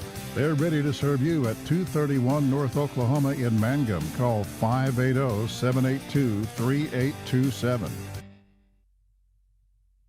Hi, Mangum Tiger fans. This is Jill Grauman with RE/MAX Property Place. If you need to buy or sell a property or a home in Mangum or anywhere in Greer County, just call me at 580-706-0259. You'll see lots of my signs around town because I get the results for my clients. I say, go Mangum Tigers. Jill Grauman, RE/MAX Property Place. Always here, always helping. Everyone wants to be on a winning team. That's why Great Plains Bank is a proud supporter of the Tigers. No matter what life may throw at you, Great Plains Bank has the play drawn up, and we're ready to go into overtime to win your business. What makes Great Plains Bank different is that we will make the extra push to get you to the goal line. When it comes to your family's finances, every play counts. So pick a teammate you can trust. We want you on our team because with customers like you, we are greater together. Great Plains Bank, member FDIC and equal housing lender. When it comes to funeral homes, there are several to choose from, but choosing a funeral home that is locally owned offers the advantage of the local owners who are involved right here in the community, helping you during your time of need. Greer Funeral Home owners Carson and Stacy Van Zant are perfect examples of owners who offer that family-like connection that you'd expect from a friend and a neighbor. Greer Funeral Home in Mangum and Granite, providing dignity and respect. Mangum outscored Cordell 24-14 in the second half, and they win it by 12, 44-32. 17 in the victory for Alyssa Dreyer to lead Mangum in scoring. Holly Lehman-Webb in double figures with 11, 7 for Lauren York, 4 for Morgan White, and 2 for Landry Lively. Mangum 16 of 23 from the foul line. On the other side of the ledger, good balance for Josh Trent, just not quite enough. He had 8 from Brennan Ball, 7 apiece from Kinsey Gray and from Riley Chigola. 6 on the night for Peyton Garrison and 4 for Birdie Brown. Cordell was 10 of 17 from the foul line. So they're back in action tomorrow night. The girls are, well, the boys will be as well, but tomorrow night against Snyder. Dudley will be back in the broadcast booth for that. And Mangum, of course, will be on the road at Navajo. But hey, wait, we've got a second half of our doubleheader coming up. It'll be Mangum and Cordell in the boys' game. Stick and stay on the Fox Radio Network. Great food made fresh with the best ingredients possible under the direction of Chef George is what you'll find at the newly remodeled J&P Mexican Grill in Mangum. Now, if you haven't tried the Mexican and American favorites at J&P Mexican Grill, what are you waiting for? They're open Tuesday through Saturday for lunch, dinner featuring homemade desserts. For takeout, call 580-706-5042 and like them on Facebook. J&P Mexican Grill in Mangum. Jamie's Auto is proud to sponsor Mangum Tiger sports coverage. When you need a new-to-you reliable vehicle, always remember to visit Jamie's Auto Sales on Lewis Tittle in Mangum. Jamie makes it easy to buy a great used car with 5 lenders available, and your new-to-you vehicle comes with a 3-month 4,500 GWC powertrain warranty. Talk about peace of mind. Remember Jamie's Auto in Mangum for your next vehicle purchase. And go Tigers! Hello, this is Ashley Slayton, family nurse practitioner with the JCMH Family Care Clinic in Mangum. We are friendly hometown folks and treat patients of all ages, newborns through adults, for wellness and sick visits, as well as management of chronic illnesses such as diabetes and high blood pressure. Call the clinic in Mangum at 580-782-3393 for an appointment today. Jackson County Memorial Hospital. HIM Classic Hit. Mangum Golden Age Apartments offer HUD-approved housing for anyone 62 or older or on Social Security disability. They have 1 bedroom and efficiencies which include all bills paid, including Wi-Fi and cable, for just $5. Mangum Golden Age Apartments are located at 100 East Lincoln, right on the downtown square in Mangum. Call Katie at 580-782-2452 for more information on Mangum Golden Age Apartments. Mangum Brick Company has been operating since the early 1900s. They're the largest private employer in Greer County. Mangum Brick is proud to support high school athletics radio broadcasts. And if you know of someone looking for work, always check with Mangum Brick, as they may be hiring. The Mangum Tag Agency is easy to find at 108 East Pierce Street in Mangum. When you need license tags, registration, driver's license renewal, pipe passes, or real ID, Tom and Cynthia Clark are there for you, and they can help you at the Mangum Tag Agency at 580-782-3004, 782-3004. 333 Dental Care in Mangum is the dental practice of Dr. Dustin Lively. His experience, skill, and compassion go together when providing exceptional, up-to-date patient care. Dr. Lively and his team of professionals are proud to help you with the best dental care possible, along with preventive care that will result in a beautiful, long-lasting smile. Call 580-782-2552 or visit the team at 333 Dental Care. They support the Mangum Tigers and Lady Tigers. Blair Tire and Feed on the corner of Highway 283 and 19 is your certified Firestone tire dealer and also a proud supporter of the Mangum Tigers and Lady Tigers. When you need tires, we're specialty trained and equipped to take care of you. Lyle Shaw and his crew at Blair Tire and Feed wish the Tigers lots of luck in today's game. And always remember, play smart, play safe, play hard, and play with pride. And good luck from everyone at Blair Tire and Feed on the corner of Highway 283 and 19 in Blair, Oklahoma. Around here, we say go Tigers. This is Jacob Gilner from Cattlemen's Bank, member FDIC. We love our Mangum Tigers, so suit up in your best and brightest orange, and we will see you at the games. Cattlemen's Bank is Tiger proud. Something you should know about the Kendall Law Office. The Kendall Law Office is family-owned and local. They use up-to-date technology to ensure their productivity provides timely service to clients, and this always includes client access to our firm via email and text. Corey Kendall is experienced, hardworking, and honest.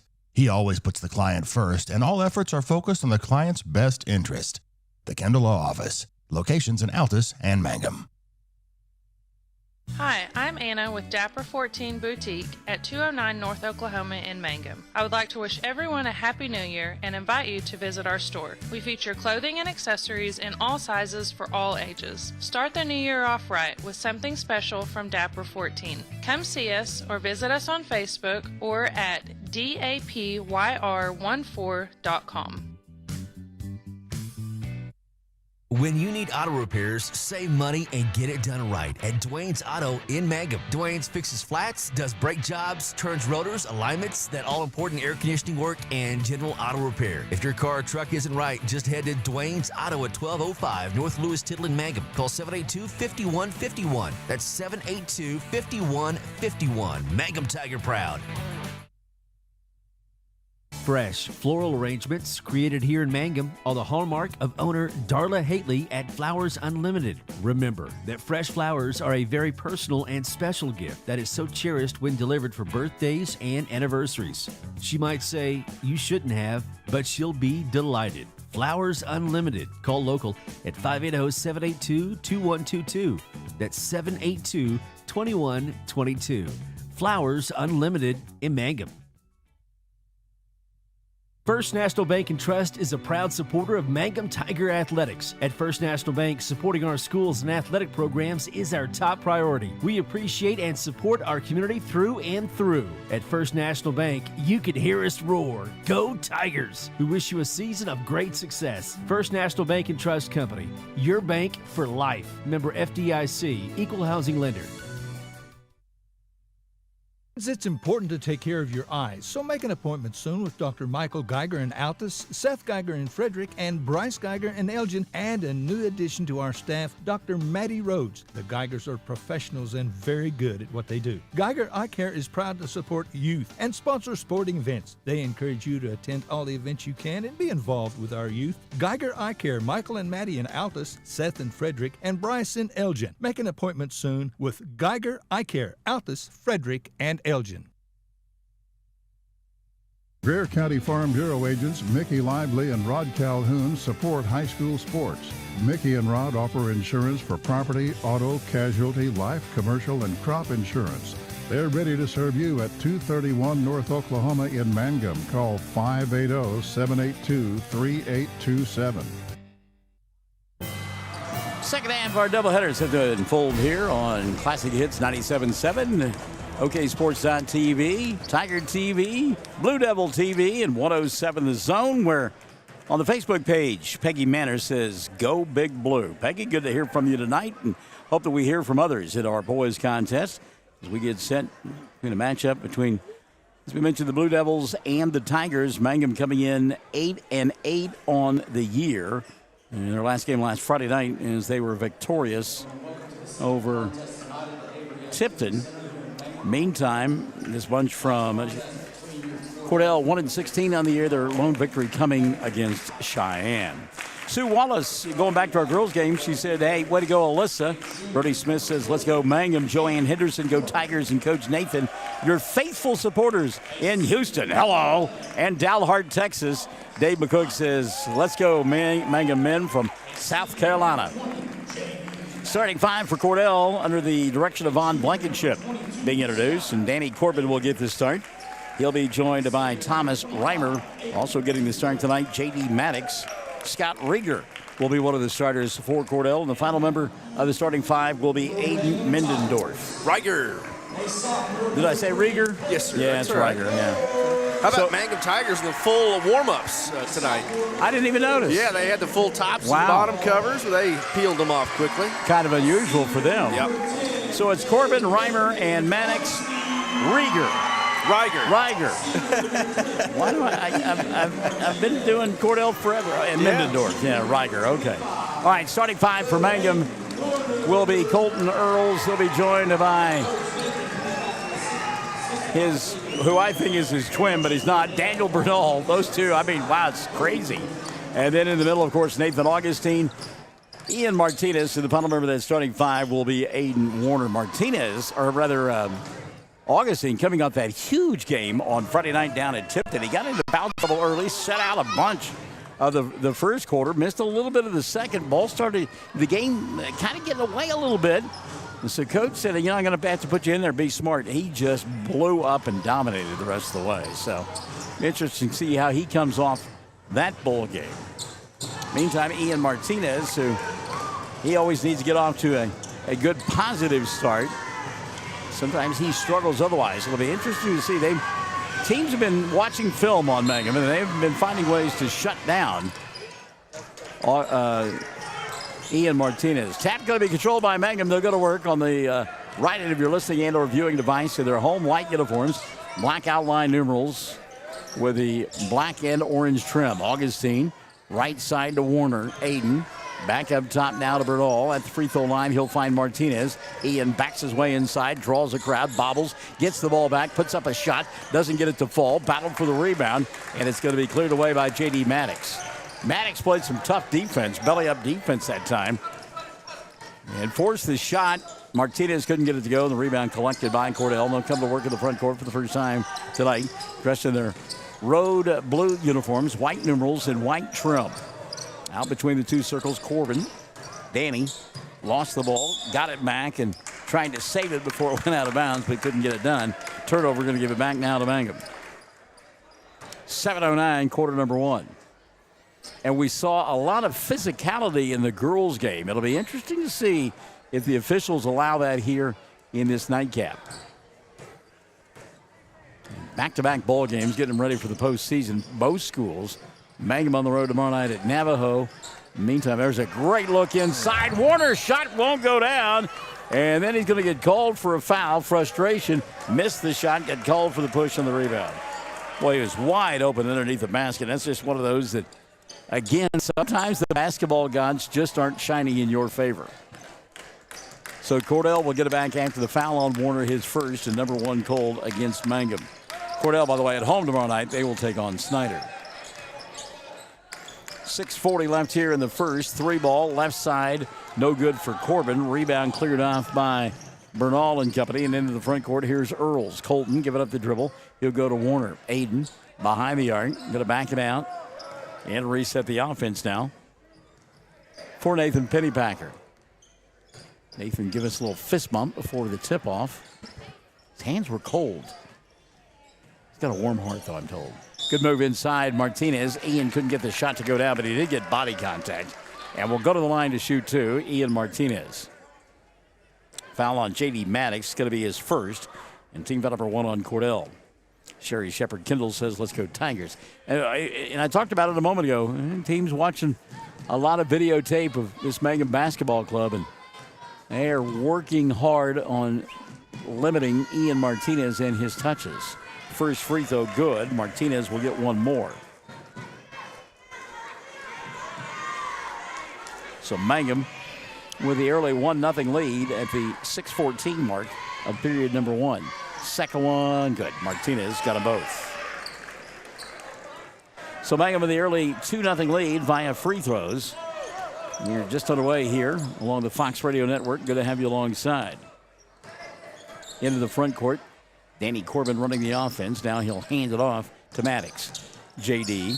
wanted to go back to Corbin, and Corbin got fouled on the arm. Ian Martinez called for the personal. And that'll be 1 on Ian and 2 now on Mangum. Pretty good battle there between Martinez and Corbin. Meantime, Nathan Pennypacker, a running dialogue with the official who just smiles. Sarah. 5:50 left here in the first quarter of play. Cordell looking for their first points. Corbin from the free throw line, shot too strong, and the rebound cleared off by Augustine. He'll go to Warner into the front court. Aiden slows things down and lets traffic clear. 5:35 left in the first quarter of play. Bernal may have gotten away with a walk. They'll reverse it to Aiden. Warner for 3. That's too strong. Rebound Augustine. Nathan back up off the glass and good. Augustine picking up where he left off on Friday night in Tipton. 4-0 lead for Mangum. 5:15 left in the first. Great song by The Who. If you've not listened to it, YouTube it, listen to it. Great song. Watch the adult version, though. I just warned you. Meantime, Cordell works on the left end of your listening and or viewing device. 3 minutes gone by here in the first. Again, they try to go to Corbin on the handoff. No good. Maddox, though, spins in traffic. Puts it up with the left hand. Nice soft touch for J.D. And the first field goal of the ball game for Cordell. Makes it 4-2. With 4:45 left here in his first period of play. Warner into the front court, and he'll come to Earls. Now they'll dump it inside to Augustine. Ball tipped away, but Nathan went and got it and resets.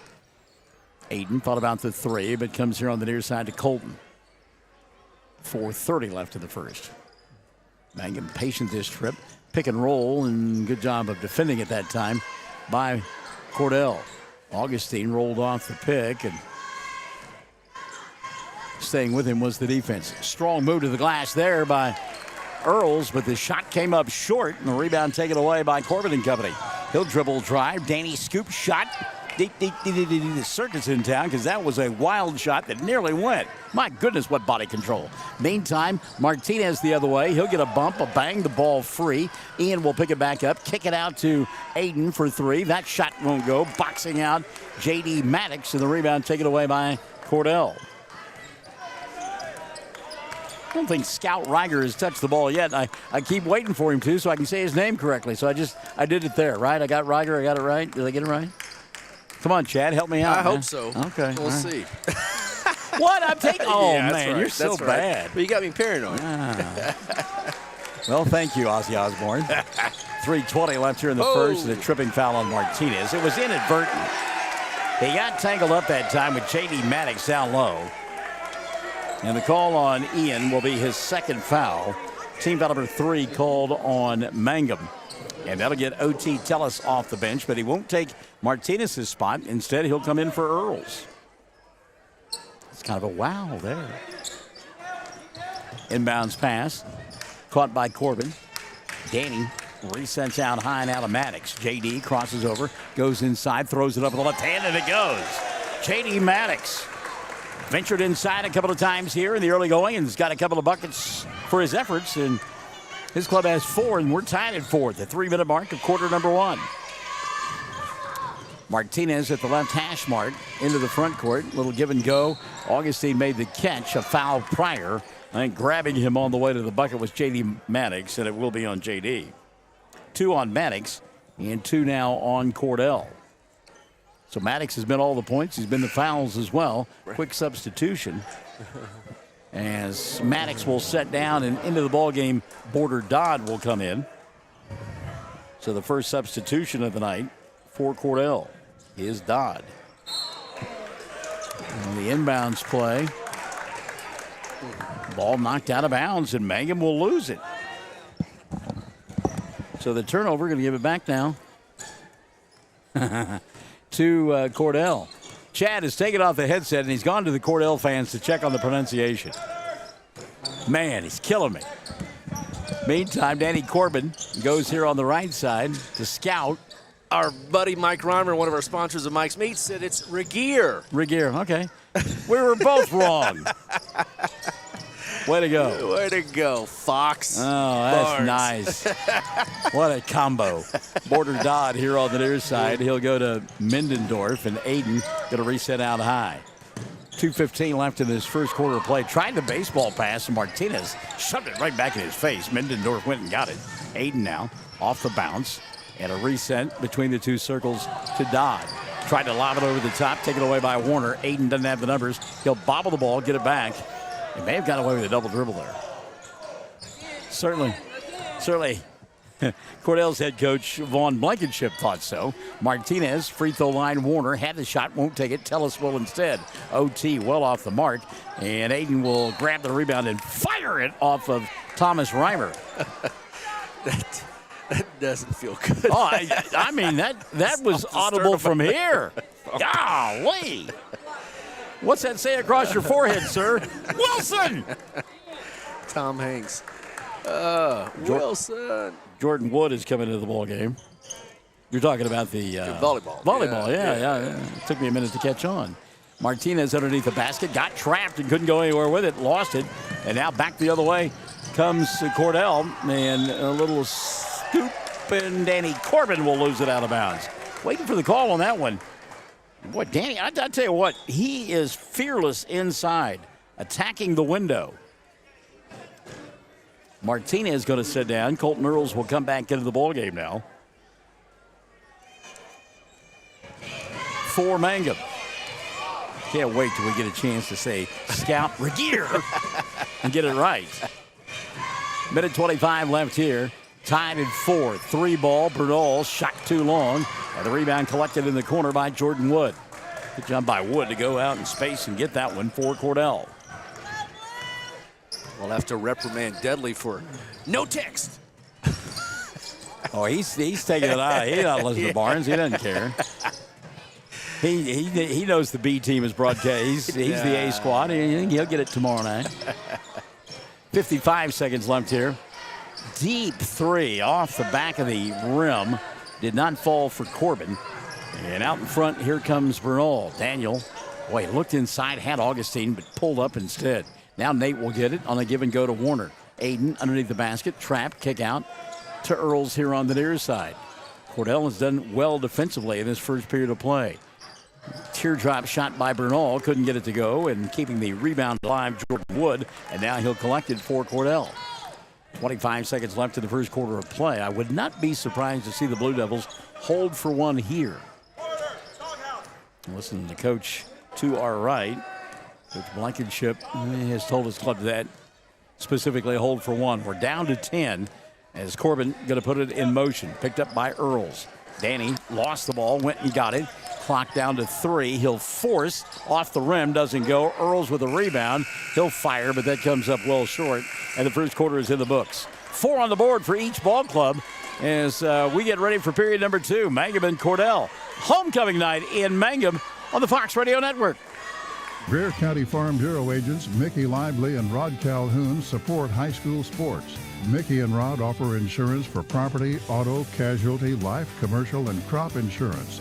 They're ready to serve you at 231 North Oklahoma in Mangum. Call 580-782-3827. Hi, Mangum Tiger fans. This is Jill Grauman with RE/MAX Property Place. If you need to buy or sell a property or a home in Mangum or anywhere in Greer County, just call me at 580-706-0259. You'll see lots of my signs around town because I get the results for my clients. I say, go Mangum Tigers. Jill Grauman, RE/MAX Property Place. Always here, always helping. Second quarter about to unfold. Before it does, Steve Slayton, our good buddy who brought us the multicolored T-shirt. And by the way, we're having folks sign that. Been hospitalized, we are told, and suffering from pneumonia and from COVID-19. The good news is apparently he is set to be released tomorrow. So give your best to Steve. And hopefully we'll see him next Monday night here in Mangum as Mangum closes out the regular season at home by entertaining Burns Flat Dill City. Second quarter underway. Cordell with the basketball, and Wood had a shot blocked away. OT in the front court for Mangum. He'll shake, bake, and lose the ball. Good call for a travel.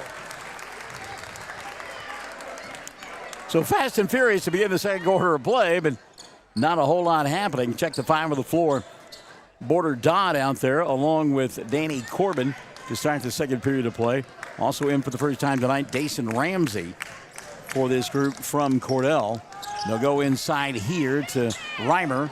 Boy, Reimer had the shot, didn't take it. Corbin to Wood, and Wood thought about it, now puts it on the floor, goes baseline, lost it out of bounds, tried to save it and couldn't get it done. So a lot of action, just none of it scoring. Going through the rim, yeah. It's stuck on 4s for a while. I thought you were going to say stuck on you. Thank you, Lionel Richie. 4-4 our score. OT Tellis in the front court. OT out there with Colton Earls also getting the start in the second period of play. Daniel Bernal, who has the basketball. Nathan Augustine, the final member of that fivesome, is Ian Martinez, and they try to go inside to Martinez. And Cordell pokes the basketball away, and Danny Corbin going to bring it across the timeline now for the Blue Devils. Minute gone by in the second, tied at 4. Jordan Wood here on the near side, picked up by Earls. Wood looking for help. Corbin will come give it to him. He'll put it on the floor, tries to blow by Martinez. Now it stops and pops and shoots it over Ian for 2. Danny Corbin, quick off the floor, makes it 6-4, the lead for Cordell. 6:35 left in the first half of play. Swinging around here on the near side to OT, and little drop step inside. How about the move by Tellis? And OT will knock it down. I wonder if he gets any kind of residuals from Fox Television when they have their OT on Sunday afternoons after football. I mean, he should. They named it after him. I'm quite confident. 6:10 left in the first half, tied at 6. Mangum and Cordell. Danny Corbin right in front of us. Ferocious defense being played by both clubs here in this first half. Deep three, off the mark for Corbin, with the rebound collected by Ramsey. Dason, skip pass over the top, and the timeout going to be taken by Cordell. 5:54 left in the half, 6-6 our score. Mangum and Cordell here on the Fox Radio Network. Everyone wants to be on a winning team. That's why Great Plains Bank is a proud supporter of the Tigers. No matter what life may throw at you, Great Plains Bank has the play drawn up, and we're ready to go into overtime to win your business. What makes Great Plains Bank different is that we will make the extra push to get you to the goal line. When it comes to your family's finances, every play counts. So pick a teammate you can trust. We want you on our team because with customers like you, we are greater together. Great Plains Bank. Member FDIC and equal housing lender. Cordell basketball out of the timeout. Tied with Mangum at 6 at the 5:54 mark of quarter number 2. Inbounding across the way, Dason Ramsey. And I know at some point I'm going to slip and call him Dave. Tellis going to knock the ball out of bounds. You get a substitution now. It's into the ball game. Scout Regier. We got it. Man, in stereo. I love it. We got it. Regier going to take the place of Border Dodd, who will sit down. Ramsey inbounds in front of us. He'll go to Jordan Wood. Wood here on the near side to Corbin. They'll go inside. And boy, slipping that time was Thomas Reimer. And again, an old man like me, I'm in traction after just watching that. 3-ball dialed up halfway down for Earls. Couldn't get it to stay, but Martinez will collect the rebound and reset for Mangum. Up top, Bernal. He says, I'll have a 3, thank you, and it goes! Daniel Bernal. First 3 of the ball game. Mangum on top, 9-6. 5:15 left in the first half of play. Quickly in the front court, Danny Corbin, and OT Tellis going to steal the basketball away. He will fall down, but I think he got some help going to the floor, and he did. Dason Ramsey going to get called for the personal. That'll be his first. And just the third team foul on the Blue Devils. Substitutions now. J.D. Maddox back into the ballgame. Aiden Mendendorf will come in. Wood was one of those who sat down. I didn't see who else sat down for Cordell. We'll get that for you in a moment. 3 minutes gone by in the second. 3-ball all the way. Earls. Colton shot no good. High to grab the rebound. J.D. Maddox, one and done for Mangum. Cordell doing a good job on the glass, wiping it clean. Quickly into the front court. Maddox tried to go around Tellis, and OT cut him off. J.D. gives up the dribble, lobs it inside. Ball bobbled. And Reimer can't get the shot to go down as he collected it. Augustine with a rebound. He'll run it out now to Aiden. Martinez, stop, pop, 10-footer, no. Weak side rebound, cleared off by Maddox. And again, one and done for Mangum on the offensive end. 4:25 shows on the clock. Cordell down by 3 after that 3-ball a moment ago from Mangum. Inside, ball bobbled. Maybe a walk there by Maddox. Got away with it, got the ball back. JD down at the free throw line. He'll spin, get fouled, and go to the line to shoot 2. Daniel Bernal got him on the arm. That'll be the first on Daniel. Team foul number 4 called on Mangum. And so to the line to shoot a couple here will be JD Maddox. 4:09 left in the first half. Maddox shooting 2. First one on the way for JD, no good. He'll have one more. Been a long line of Maddoxes that have come through, Cordell, is there not? A bunch. Yeah. A bunch, yep. Kind of like Easter and Sayre. Yeah. And some of those names in different towns, get used to. Second one for the left-hander, comes off the front of the rim, doesn't go. And the rebound going to be collected by Ian Martinez. By the way, Bo Anderson at the timeline to check in. Steal at the timeline by J.D. Maddox, who will lay it up and in. So Maddox missed the free throws, got the steal, makes it a 9-8 ball game. And ball slapped out of bounds. Boy, good hustle there by Regier. Scout couldn't hold on to it. Bo Anderson does check in, and Bernal will set down for Mangum. So Mr. Bojangles checks in for the first time tonight. He'll get the inbounds pass. 5:45 left here in the first half. On the baseline, Martinez still waiting to get untracked offensively. Colton to Bo. Anderson, right side. He'll come to OT. Now Martinez up top. Maddox will pick him up. That's a good matchup. OT going to fire a 3 from the right side. Front of the iron doesn't go. And there's Maddox with the rebound. Danny Corbin will walk it across the timeline for Cordell. They can take the lead this trip. Down 9-8. We're at 3:15 in the first half. Mindendorf at the right hash mark. Looks for a cutter. Nobody there. Up top, Reimer. 3-ball. Tried to bank it home. A little bit too strong. And the rebound going to be taken away by Martinez. Quickly in the front court, he'll go to Colton. Now back to Ian. A little skip move inside. Lobs it up and gets it to go. Ian had made his mind up. He was taking the ball to the glass and going to score it.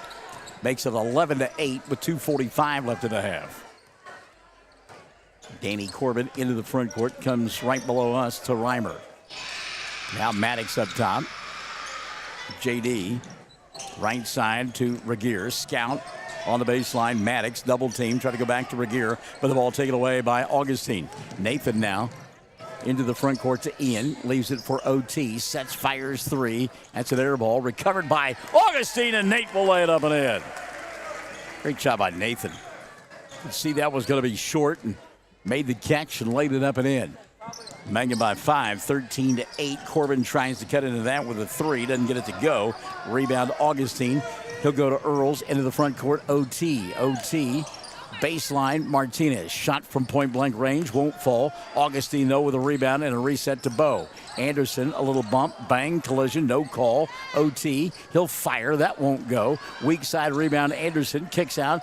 He'll go to Martinez. Ian comes up short. Ball free on the floor. Martinez will get it. And a timeout will be called with bodies all over the place.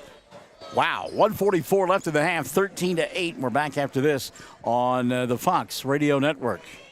When it comes to funeral homes, there are several to choose from. But choosing a funeral home that is locally owned offers the advantage of the local owners who are involved right here in the community, helping you during your time of need. Greer Funeral Home owners Carson and Stacy Van Zant are perfect examples of owners who offer that family-like connection that you'd expect from a friend and a neighbor. Greer Funeral Home in Mangum and Granite, providing dignity and respect.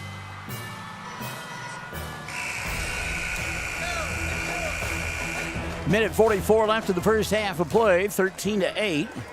Mangum on top by 5. I think this is what happens, Michael, when you don't play for a week, right? I think both teams, everybody had that weather day on Tuesday, and we were going back to back to back there in the Tri-County, and then you take a long break, and you just cannot find the range. And got to get cranked up with ball games tomorrow and next Tuesday, but they will.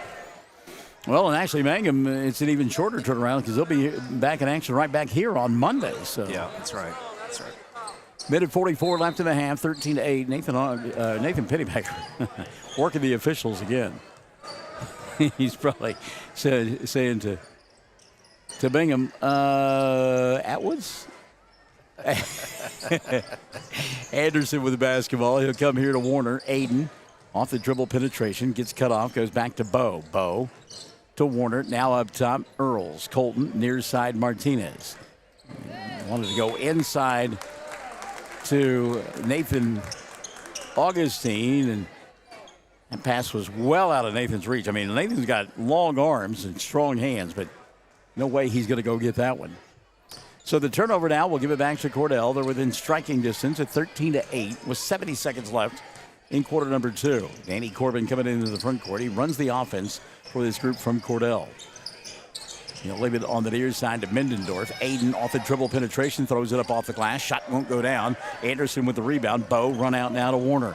Aiden goes inside. Augustine catch there, but the shot won't go. However, a foul will be called. And Jordan Wood going to get called for the personal. That'll be the first on Jordan. 4th team foul whistled against Cordell. 51.4 left in the first half of play. And Augustine at the line to shoot. I believe they said 2. Let's see. Yes. First one no good. Nathan will get one more. Substitution now into the ball game for the first time tonight. Harley Taylor for this group from Cordell. So they go deep. That's 9 kids now that they have had out on the floor so far in the first half of play. Second free throw, Augustine, good. Nate 1 of 2. He's got 3 in the quarter, 5 in the ball game. Anderson sits, and Daniel Bernal will come back in for the final 51.4. Mangum trailing by leading by 6, 14-8.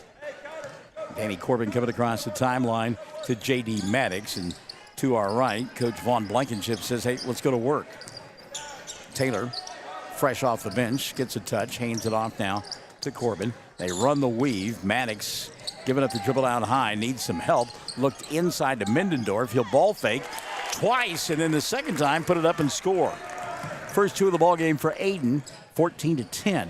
20 seconds left here in this first half of play. Skip pass and a reset. Aiden between the 2 circles. Nobody picks him up. He'll go to Earls. Colton for 3, and it falls. Colton Earls, a big 3. As that will give Mangum the lead going into the locker room, 17-10. As that shot put up at the buzzer by Corbin was off the mark. 17-10, Mangum up by a touchdown and an extra point as Kelsey Travis has joined us. 17-10, Cordell Mangum by 7 over Cordell here on the Fox Radio Network. Great food made fresh with the best ingredients possible under the direction of Chef George is what you'll find at the newly remodeled J&P Mexican Grill in Mangum. Now, if you haven't tried the Mexican and American favorites at J&P Mexican Grill, what are you waiting for? They're open Tuesday through Saturday for lunch, dinner, featuring homemade desserts. For takeout, call 580-706-5042 and like them on Facebook. J&P Mexican Grill in Mangum.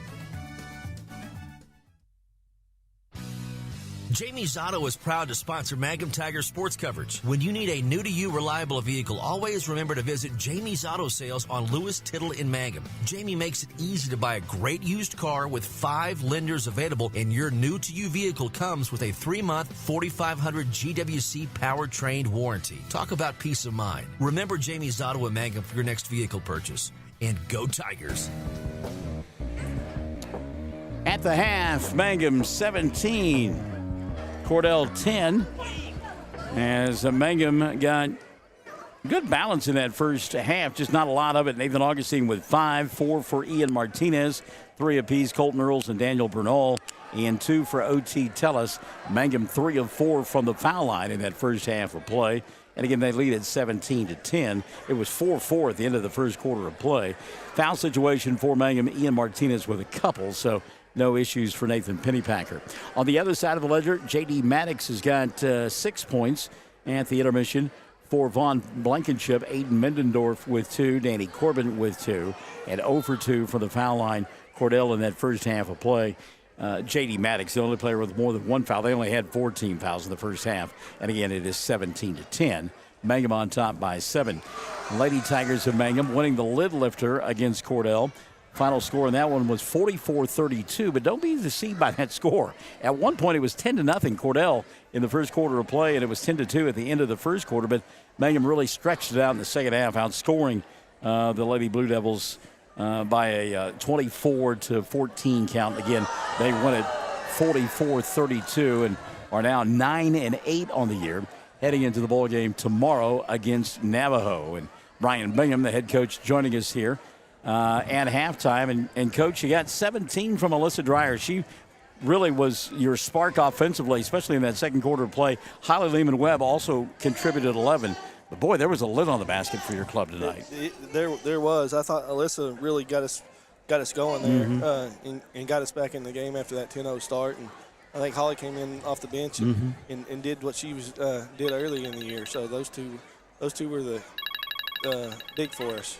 So riddle me this, Batman. Have you ever been as animated as you were tonight with this Mangum bunch? I said through softball season and through this point to the basketball season, I had not seen you quite that animated during some of the timeouts.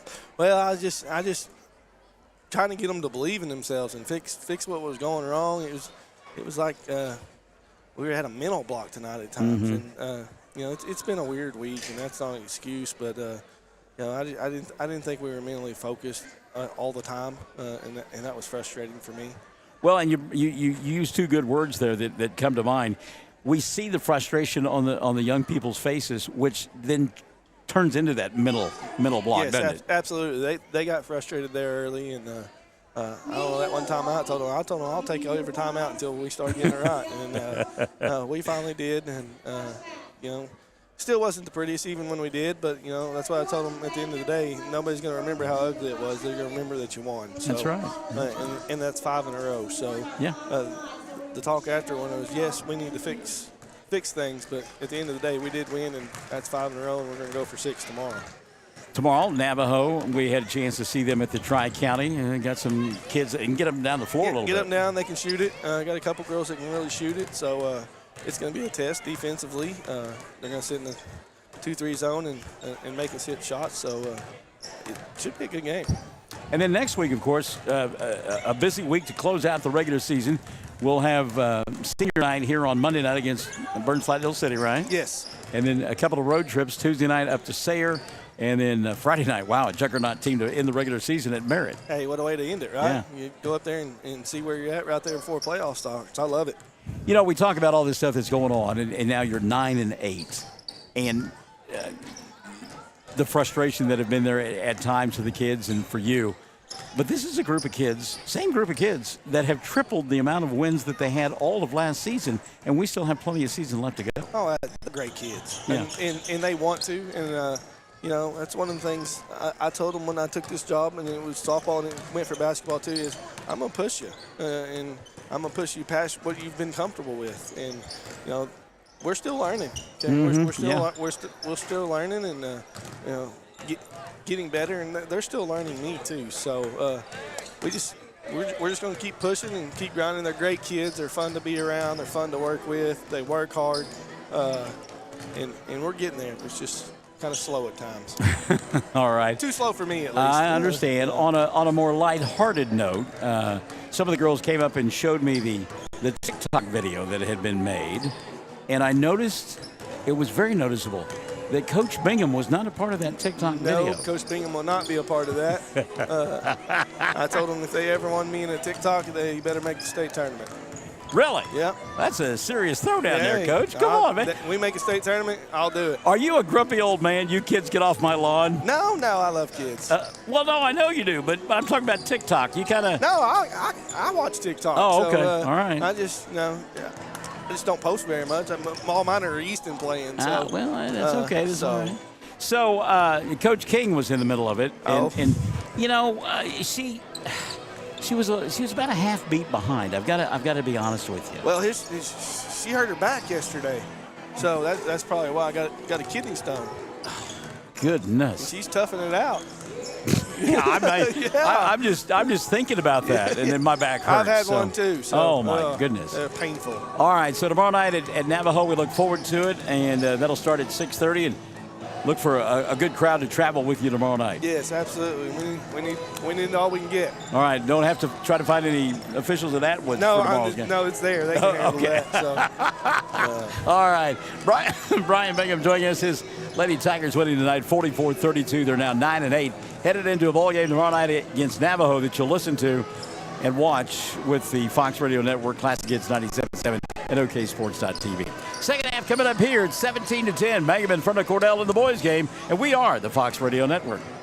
Hello, this is Ashley Slayton, family nurse practitioner with the JCMH Family Care Clinic in Mangum. We are friendly hometown folks and treat patients of all ages, newborns through adults, for wellness and sick visits, as well as management of chronic illnesses such as diabetes and high blood pressure. Call the clinic in Mangum at 580-782-3393 for an appointment today. Jackson County Memorial Hospital. Classic Hits 97.7.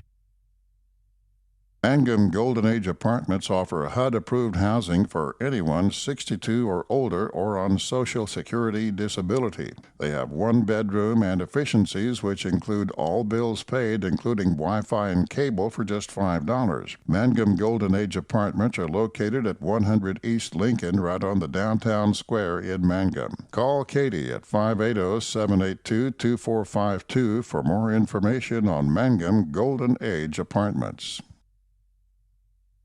Mangum Brick Company has been operating since the early 1900s. They're the largest private employer in Greer County. Mangum Brick is proud to support high school athletics radio broadcasts. And if you know of someone looking for work, always check with Mangum Brick, as they may be hiring. The Mangum Tag Agency is easy to find at 108 East Pierce Street in Mangum. When you need license tags, registration, driver's license renewal, pipe passes, or real ID, Tom and Cynthia Clark are there for you, and they can help you at the Mangum Tag Agency at 580-782-3004, 782-3004. 7 and 8-year-old kids walking by me singing Steve Perry, Journey, and Don't Stop Believing. They're just killing me. That's amazing. I love it. Yep, that is awesome. This is good stuff. By the way, a couple of things, and we may not get to both of them, but I want to get to this one. And I know you surf the internet, and you catch a lot of more stuff than I do. But did you see, and I don't remember where it was, where the PA announcer told the fans to shut up? No. Yeah. Yeah. The officials apparently were catching it big time from the fans. I did see where an assistant coach was fired for dressing and playing. Yeah, suiting up in a JV game. Yeah. Talk about your midlife crisis. I mean, go get yourself a sports car, or well, no, don't do that. You get in trouble. Gym membership. Yeah, there you go. That's what I was looking for. Mangum with the ball to begin the third period of play. By the way, Caitlin Huckabee says, good evening, Mr. Barnes, and good evening, Mr. Fox. Hello, hello. And good evening, Miss Huckabee.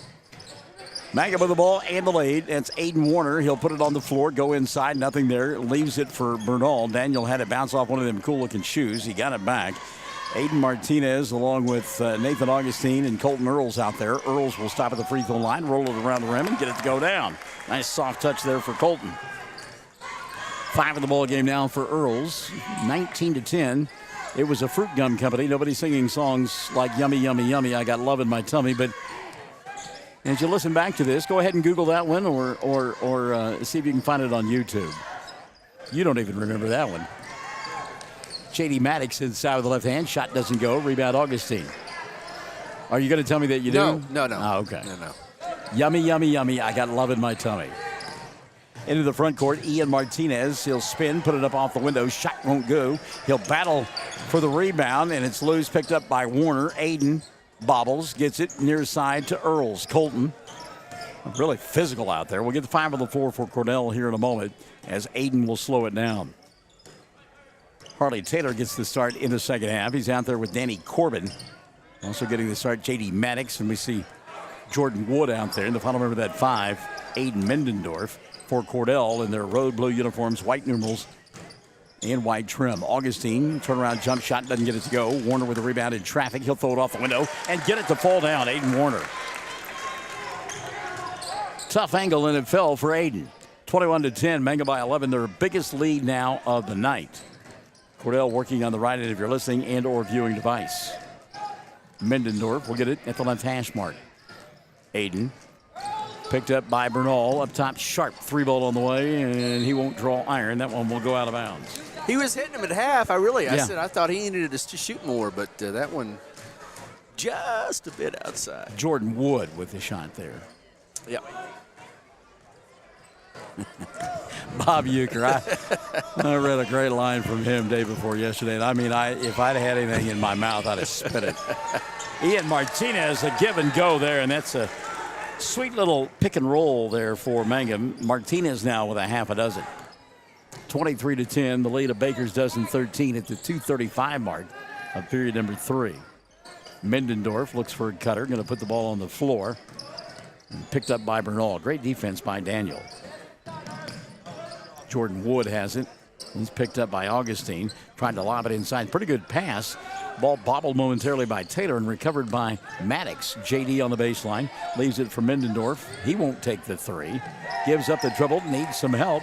Baseball pass over the top. He'll come to Wood. Jordan. Tough shot there off balance. Didn't get it to fall. Martinez with the rebound. He's got numbers. Ian dribble, drive, fakes the bounce pass. Shot blocked away by Corbin rather. Danny went up and said, "Get that stuff out of here." Maddox in the front court. May have got away with a push off. He'll throw it over the left hand, and the bucket goes. And the official shaking his head. I think he's shaking it at Nathan. Nathan thought maybe that Maddox had pushed off. So count the bucket for Maddox. They called the foul on Daniel Bernal. His second. And team foul number 1 on Mangum in the second half. O.T. Tellis will check in. Ian Martinez will set down for Mangum. Thomas Reimer has come back into the ball game, and Wood will take a seat for the Blue Devils. 23-12, chance at a 3-point play here. Maddox comes up short, ball on the floor.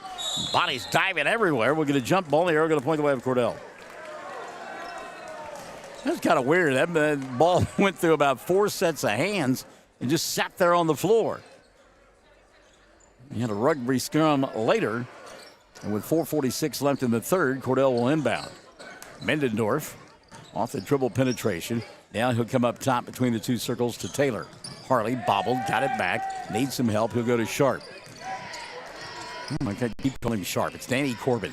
Corbin tries to get a clear out, now gives up the dribble. Comes to Maddox. Wanted to go back door to Corbin, and Danny couldn't handle the pass, and it's taken away by Earls. Colton, front court, right side. Bernal thought about the 3, puts it on the floor. Mendendorf will pick him up.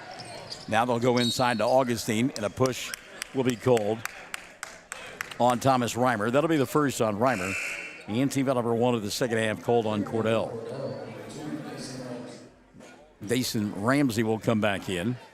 And setting down Harley Taylor for the Blue Devils. 4:12 left here in the third. Inbounds pass, caught in traffic by Earls. And Colton went to Augustine. And again, a bounce pass in traffic is always difficult for a tall guy. Yes, sir. I'm not tall, I wouldn't know, but yes. Looks like it. By the way, Sherry Shepard Kendall tells me that her 3-year-old can sing. Yummy, yummy, yummy, I got love in your tummy. That's awesome. Well, there you go. The 60s live. 3:55 left here in the third. Cordell will lob it inside to Maddox. Will make the catch. Get blocked away by Augustine. Nathan said, "Get that stuff out of here." Back the other way. Here comes Aiden Warner and all kinds of contact. He had three devil sandwiches. He was a devil sandwich there. Golly. Danny Corbin back the other way. Corbin crosses over, tries to go around OT. Leaves it on the wing now for Reimer. Thomas lost the ball on the way up. He'll get it back on his backside. And a jump ball diving in the middle of that one is Augustine. And the arrow, no, that's not right. The arrow should be pointing the way of Mangum. We had a jump ball just a moment ago, and Cordell got it, and they now have corrected things. When was the last time, by the way, as Caitlin Huckabee called you Mr. Fox, when was the last time anybody called you Mr. Fox? Probably never. Really? I don't. Yeah. Okay. Looking for dad or grandfather or somewhere around there. So, Bernal. I've been called a lot of things, but that's not really one of them. Most of which we can't say on the air, apparently. Back into the ballgame, Harley Taylor setting down will be Aiden Mendendorf. And all right, now I understand what's going on. I couldn't see. There was some folks in my way there. They're actually wiping up the floor. I saw teams huddling up with their coaches, and I thought, well, I didn't get a timeout by anybody, but cleaning up that wet spot there on the floor when they're wrestling around looking for the basketball and got the jump ball. Yep. I don't mind it as long as it's consistent. They are. One foul each, 4.5 minutes in. Yeah. So there you go. I mean, the first half was, 14 fouls on Cordell and 4 on Mangum. So, yeah, I mean, it's been consistent for sure. And here we see Earls go inside. Shot doesn't fall. Warner with a rebound. And a reset now to OT. Tellis leaves it for Augustine on the corner. He'll bobble. Get it back to Colton. Now Aiden. Open for 3 in 3 seconds. Going to be called on Mangum. Ian Martinez. Well, he was showing what he was doing, and he was standing in the lane. So, I mean, you proved your point, Ian, for the official. Oh, yeah, this dark spot here that has, 3 minutes left in the third. I love kids. Golly. Yep. It's so fun. 23-12. Danny Corbin into the front court. Corbin. Maddox rolled off of a double screen and wanted the ball and couldn't get it to him. Now stopping and throwing one up. Taylor, hardly shot, no good. Rebound Sharp. His putback won't go on the reverse. And the rebound, Ian Martinez. And then he gets a frustration foul in the backcourt. Yeah, you keep calling him Sharp, but I did. Yeah, Corbin. I'm sorry. I don't want. He's sharp because he's got the cool headband. Now that is big league. And it is. And I didn't even know they still had headbands. And I happened to be in Academy Sports over the weekend, and they had headbands. And I thought, man, I wish I could get one of these just to wear it. Exactly. I mean, seriously, I remember being a kid playing Little League basketball and getting sweatbands for your wrist and one for your head. I guess, the clothes I wear that are outlandish, I don't know what would stop me from wearing a headband. Oh. And climbing the ladder is Corbin with a block, but he got body as well. Oh, they called the foul instead. Wow. They called it on Thomas Reimer instead. Okay. So that'll be 2 on Thomas and 3 now on Cordell in the second half. And Nathan Augustine will go to the free throw line to shoot a couple. Mackenzie Laughlin Bates has joined us. Hadn't heard from Mackenzie in quite some time. Hope that lovely family is doing well. That little girl is as good as they come. Augustine, first free throw good. Nathan will get one more. Give me a little snapshot of at Tipton. Augustine just went off, huh? He did, and there were some foul problems for the Tipton team, and Nathan recognized that, and he just simply worked like a sled dog inside. Avery Rogers climbs the ladder to keep the missed free throw alive by Augustine. Did he have 30? Huh? How many did he have?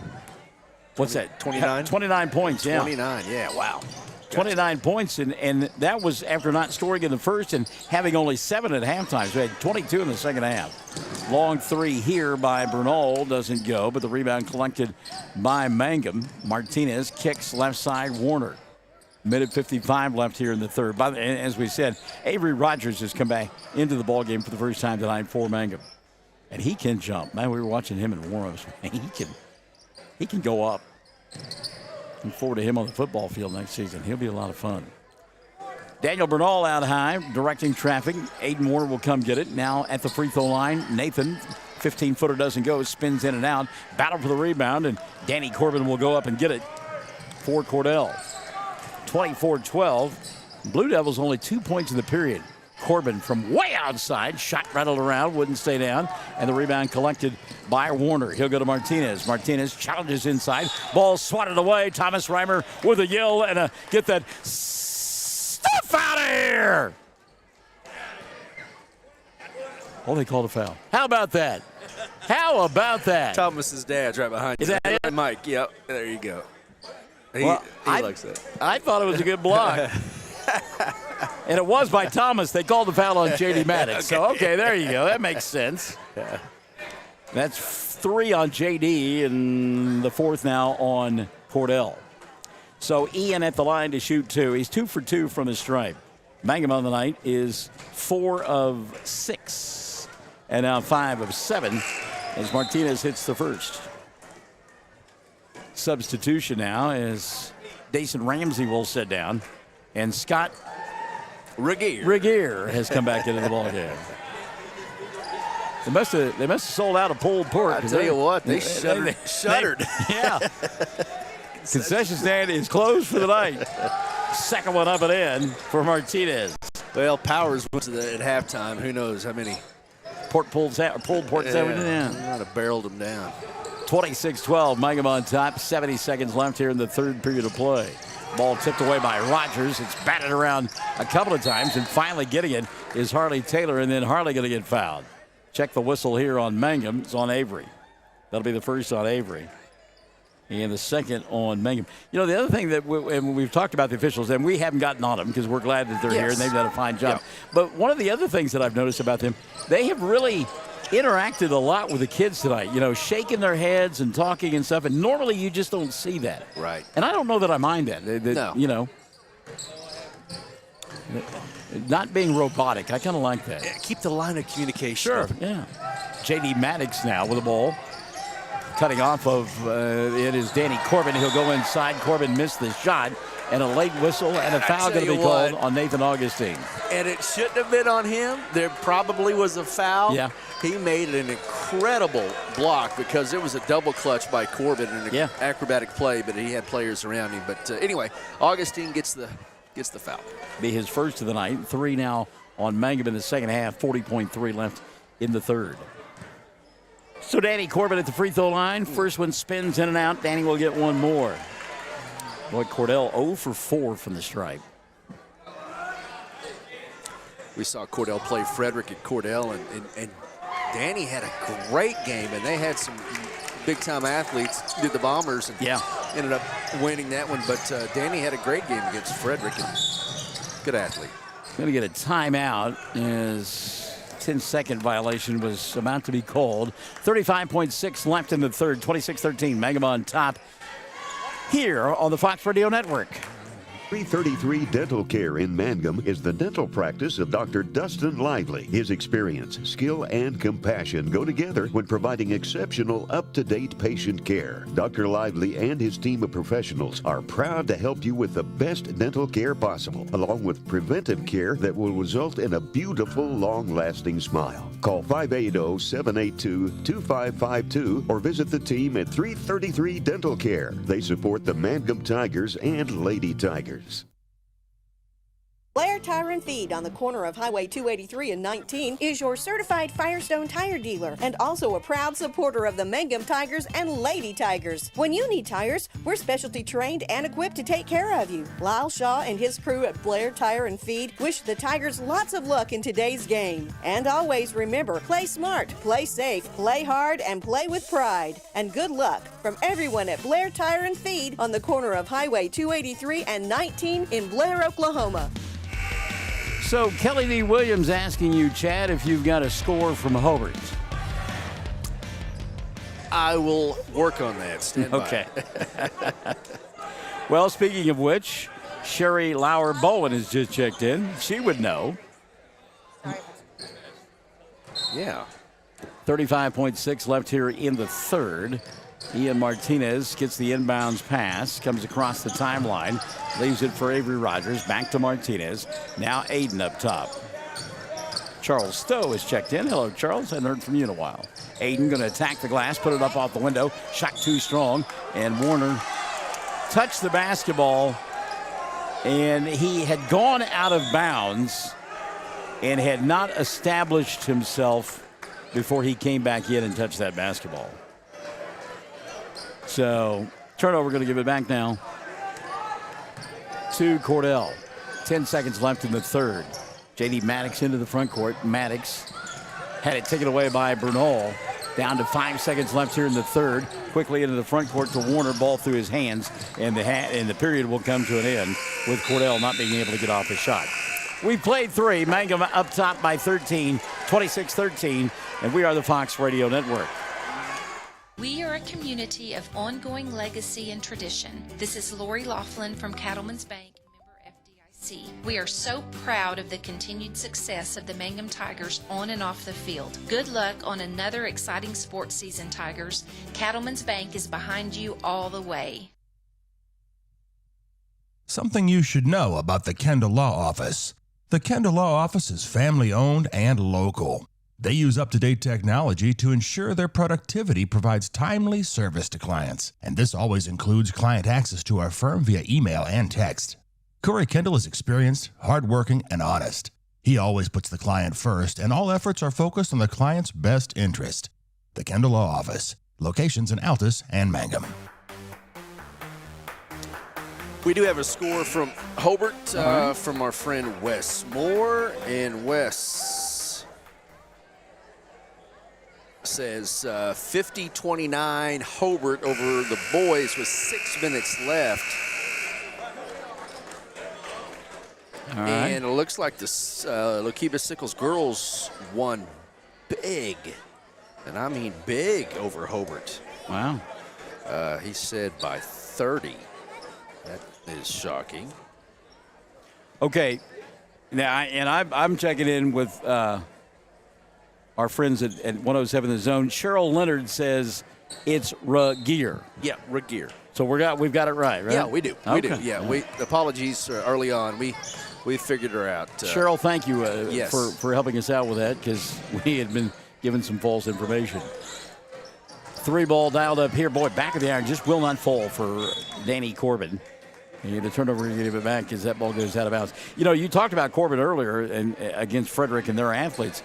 We had the chance to again see Cordell a couple of times up at the first part of January. Got to see him up at Merritt, and then we saw them a couple of weeks ago over at Western Oklahoma State College. Meantime, Ian Martinez fell down. He fell hard on his hip, got up slowly, and is just kind of wandering around out high, trying to collect himself and recover from that. Bernal thought about the 3. Goes inside instead to Martinez, and he'll lay it up and in. That'll make your hip feel better in a hurry. 10 now for Ian. 28-13. 7:10 left of the ball game. Again, Danny going to go inside. That time it goes for Corbin. Yeah, he needs to keep doing that with the Blue Devils. Yeah, he's a good ball player. Battle down below us. Martinez and Maddox, and little talking going on. Got to be careful there. Foul going to be called on JD. I don't think they were talking about the weather, were they? I don't think so. Boys and their testosterone. No, flowing a little bit here tonight, isn't it? Maddox, by the way, picks up his 4th foul, and that'll be team foul number 5 on Cordell in the second half of play. Bernal out high, or that's Earls out high. He'll come here to Warner. Again, both teams playing tomorrow night. And then Cordell will be at home against Snyder. Mangum will be on the road at Navajo. Off-balance shot by Earls didn't go, and the rebound going to be cleared off. And here comes Danny Corbin, stopping, popping, glass, and got it. Back-to-back buckets. Meantime, Vaughn Blankenship wanting to know how there wasn't a foul on that play. 7 in the ball game now for Corbin. 28-17, and all the way across the floor we're going to call. Push going to be called on Aiden Mindendorf. That'll be the first of the night on Aiden. Team foul number 6 called on Cordell. He's got a little point. Foul's not quite as even as earlier we mentioned, but 6-3 now. 6 for Cordell, 3 for Mangum. I believe that's what Coach was pointing out a moment ago. Augustine inside, and he'll throw it up and got it underneath, actually, Regier. And Nathan now with 8 in the contest. Mangum on top by 13 again. 30-17. 5:55 and running the 4th quarter of play. Danny Corbin comes here on the near side to Mindendorf. Aiden looking for help, puts it on the floor. Now gives up the dribble. Ball going to be taken away by Martinez. He and Maddox battling all the way down the floor. Those two have been getting after one another. It's been fun watching them. Ball going to be last touched by, they say, JD. He doesn't agree. Two guys jarring earlier. Skin, knees, and all that after it. Yeah. Yeah, there's some flesh on that one. Timeout going to be taken by Cordell. 5:41 left in the ball game. They trail 30-17. We'll come back on the Fox Radio Network. Hi, I'm Anna with Dapper 14 Boutique at 209 North Oklahoma in Mangum. I would like to wish everyone a Happy New Year and invite you to visit our store. We feature clothing and accessories in all sizes for all ages. Start the new year off right with something special from Dapper 14. Come see us or visit us on Facebook or at dapyr14.com.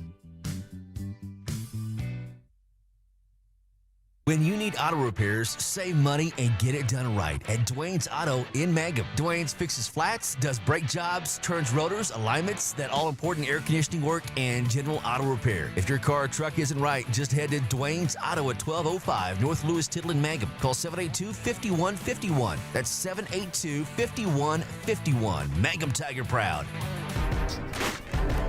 By the way, special correspondent Michelle Rogers-Huckabee telling us that the Hobart girls lost 65-34. Yep, well, that would mean our buddies West Text was pretty accurate.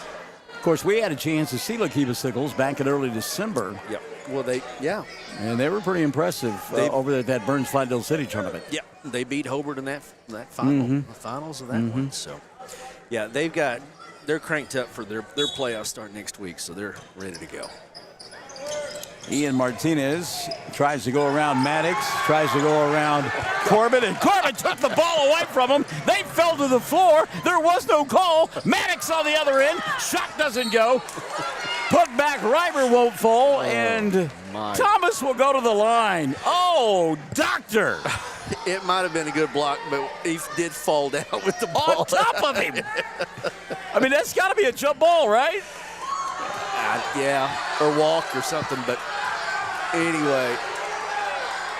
Augustine, by the way, picked up the foul, his second, 4 now on Mangum, and really tried to get a technical foul as Coach Blankenship. And now the official calls a 20-second timeout on his own, and he's going to talk to the coaches. And he just told them no more warnings. If I hear any more from either one of you, I'm going to tee you up. And I do like that. I mean, yeah, I really do. Yeah. I mean, unless it's just they've been working them. Yeah. So, yeah. Call them both together and say, okay, that's enough. We're done. 5:28 left. I don't want to hear any more. If I do, I'm going to tee you up.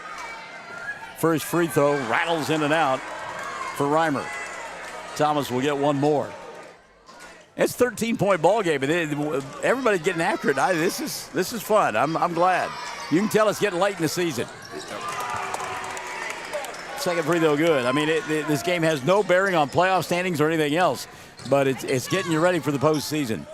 30-18, back the other way, and a foul will be called. Earls will go to the line.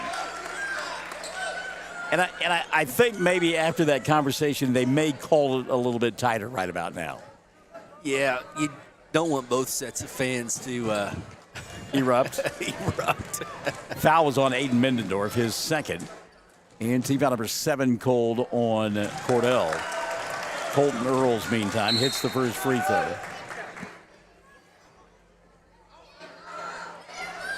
Timeout going to be taken by Cordell, and Coach Blankenship said, look, I'm not trying to get on you. So, all right, 31-18, 5:21 left. It ought to be fun. Stay with us on the Fox Radio Network.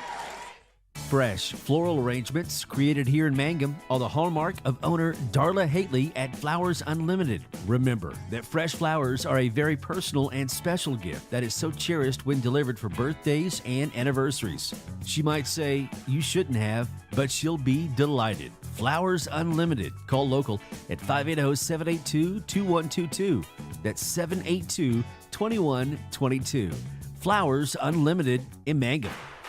All right, here's your Cattleman's Bank game reset. 5:21 remaining. Mangum on top, 31-18. They are in the 1-on-1 bonus. Just 14 fouls against the Tigers. Errol points the way of Mangum. Timeouts. Looks like one left for Cordell, and Mangum still has 4. Second free throw on the way here, and it goes in for Colton Earls. 7 in the ball game for the left-hander. 32-18. 5:15 remaining. Danny Corbin working his way inside. Backs down. Martinez puts up the shot, coming up short, but the putback is there for Thomas Reimer. He's got 3 in the ball game. 32-20. 5 minutes remaining. Give, go, glass, and good for Colton Earls. Earls, the benefactor of a great pass by Augustine, and a nice job on the catch by Earls, who is left-handed and shot it with the right hand. 3 ball dialed up here, won't go. Ball loose, and oh my goodness, look at the effort there. Maddox working hard, trying to keep that one alive. He's over there with Augustine, and JD says, what we got here? Well, it'll be Mangum basketball. Amy Brown apparently has left the building and is joined us now on the broadcast. Amy, I know that Birdie struggled, but she played some good defense and handled the ball well. She didn't shoot well. Timeout going to be taken by Mangum? Well, no, it's not going to be given to him. Martinez going to go inside, miss the shot. Nathan Pennypacker standing right in front of a shouting timeout, and neither official heard him. Lob over the top, shot too strong. It was a good look for Scout Regier, but it wouldn't fall. And back the other way comes Mangum. This is Army basketball right now, I'm just telling you. Ball slapped away, not once, but a couple of times. Warner then tries to throw it off the belly of Danny Corbin, and apparently he did, and it goes out of bounds. Wow. I tell you what, it's just, this is what you want to see. I don't care what the score is. No, I don't either. Yeah. They're just getting after one another. By the way, coming into the ball game, Jordan Wood, who collides with Nathan Augustine and gets called for the foul. He came in for Regier and committed the foul right away. That's the second on Jordan. Team foul number 8 on Cordell. Aiden Warner, a little bit of a problem with that index finger on his right hand, trying to shake it off. 1-1 now for Augustine. Yeah, it's late in the season, and yeah, this doesn't mean anything for the standings, but yeah, we're going to play hard anyhow. They haven't played for a week, so they're trying to catch up here. Yep. Augustine misses the free throw, and on the rebound, a reach-in foul going to be called. And I believe that's on Earls. It'll be the first on Colton. O.T. Tellis has come into the ball game. Martinez will sit down. That's team foul number 5 on Mangum, by the way. 3:50 left in the ball game. Spirited, to say the least. Lob over the top, caught by Reimer. Thomas going to get tied up. We'll get a jump ball. And the arrow points the way of Mangum. By the way, on that jump ball, when it's tied up, there's no rule that says you have to give it up. You can keep pulling at it until the referee gets it from you. And both guys were doing that there. Bernal down below us. Daniel looking for a cutter inside. Nobody there. So he'll reset out high to Colton. Earls off the bounce. He'll go inside, put it up with the left hand, and score. Colton Earls.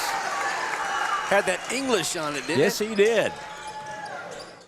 36-20. Mangum by 16. Into the front court, Danny Corbin. He'll go to Mindendorf. Mindendorf off balance shot, and that wouldn't stay down. And the rebound cleared away by Nathan Augustine. Quickly into the front court. OT will get the ball. Put it up off the glass. Shot too hard. Maddox with the rebound. Man, he is playing hard. JD dribble, drive, steps inside the left hand. That shot came up short. Augustine got all the way back down the floor to grab the rebound. And now Mangum with numbers out in the front court. Here goes Earls. He'll hang, bang, shot won't go. Foul called. He'll go to the line to shoot 2. I believe it's going to be on Thomas Reimer. Let's see.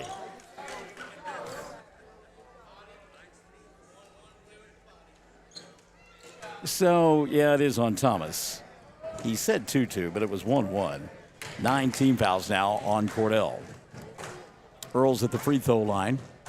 First one on the way, rattled in. Colton will get one more. He has come to life here in the fourth. We always joke about playing prison rules, but yeah. Warner and Augustine sets down into the ball game Avery Rogers, and also back in it Ian Martinez. Second free throw for Colton Earls. Good. So Colton, 8 in the quarter, 13 on the ball game. His club leads it by 18. 2:40 remaining. 38-20. That's Jordan Wood. He'll go over the top. 3-ball dialed up. Harley Taylor doesn't go. And on the rebound, a reach-in foul going to be called. O.T. Tellis will pick up the personal. And it'll be the first of the night on O.T. Team foul number 6 on Mangum. So they had that one to give. Stops the clock with 2:31 remaining. Inbounds pass. Bobbled by Wood. Out of bounds. And boy, Jordan went down hard trying to save that. Kind of came down with his elbow underneath him and holding his ribs as he got up. 2:30 left in the ball game. Rogers gets the inbounds pass. He'll go over the top. Good catch by Daniel. Bernal into the front court to Colton. Thought about the deep three from Steph Curry-Lamb, but instead wanted to go inside, and the ball knocked out of bounds by Thomas Reimer. And if you're Mangum, I think you'd want to burn some time here. Coy Giddens has come into the ball game for the first time tonight. Inbounds pass. Tellis will get it and go glass and score. Good give and go that time from Ian Martinez. OT now with 4 in the ball game. 40-20, 2 minutes left. Bo Anderson set to come into the ball game. We got a couple of man buns coming Yeah, man bun squared ready to check in. Colby Sharp going to come in. He doesn't have the man bun, though. Mason Trier will come in at the next dead ball. I don't know if they're going to call a foul or anything. You can hear Coach calling for one. I don't know if they're going to Augustine inside, or rather Martinez inside. Missed the shot. Rebound put back, no good. Ian will get it back, and a timeout taken prior to the shot with 1:32 left in the ball game. You can hear Coach below us, foul, foul, wow, foul. And that was a foul on Cordell. Yeah. On his player. Yeah. 1:32 left in the ball game. 40-20. Mangum on top. This is the Fox Radio Network. First National Bank and Trust is a proud supporter of Mangum Tiger Athletics. At First National Bank, supporting our schools and athletic programs is our top priority. We appreciate and support our community through and through. At First National Bank, you can hear us roar. Go Tigers! We wish you a season of great success. First National Bank and Trust Company, your bank for life. Member FDIC, Equal Housing Lender. Friends, it's important to take care of your eyes, so make an appointment soon with Dr. Michael Geiger in Altus, Seth Geiger in Frederick, and Bryce Geiger in Elgin, and a new addition to our staff, Dr. Maddie Rhodes. The Geigers are professionals and very good at what they do. Geiger Eye Care is proud to support youth and sponsor sporting events. They encourage you to attend all the events you can and be involved with our youth. Geiger Eye Care, Michael and Maddie in Altus, Seth in Frederick, and Bryce in Elgin. Make an appointment soon with Geiger Eye Care, Altus, Frederick, and Elgin. Talk about the fact that there are no playoff ramifications, anything on the line here. Postseason been decided as the inbounds pass goes to Avery Rogers. He'll put it up and score. Avery with his first 2 of the ball game. But Cordell 1-16, but I tell you what, they are playing their tails off. I mean, they are getting after it. Yes, they are. And I give them credit. Yep. Inside, Avery Rogers with a block. Rather emphatic as he went up with Thomas Reimer. Dislocated Reimer's shoulder, but yeah. Thomas going to go to the free throw line if he can put it back in place and shoot a couple. Man. And again, Mangum kids playing hard too. Yep. There's some young guys out there that don't get a lot of varsity playing time, so they're relishing in this final 1:15. I think both teams had some cabin fever the last few days. Yeah. Second free throw, no good, and Dreyer will go up and get the rebound for Mangum. Ball lost across the way, and who did it touch last? Giddens couldn't hold on to it. I think it was off of Coy, and it was. By the way, Sharp did come back in, so it's Anderson, Sharp, Rogers, Giddens and Dreyer out on the floor for Mangum. Maddox inside. He'll put it up left hand. It won't go. Battles for his rebound. Loses it out of bounds. 1:01 remaining.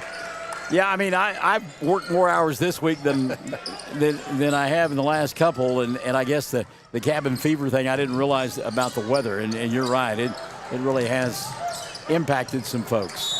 Sharp going to get fouled by Maddox, and he's frustrated with himself. He got there late, and he knew it, and that's his fifth. Yeah, no, he gave 100% effort. He did. Yep. Kid worked his tail off. JD, he played hard, and, like I say, had some testosterone going on, too. You like that? They give you 5 fouls for crying out loud. Yeah, I mean, use them.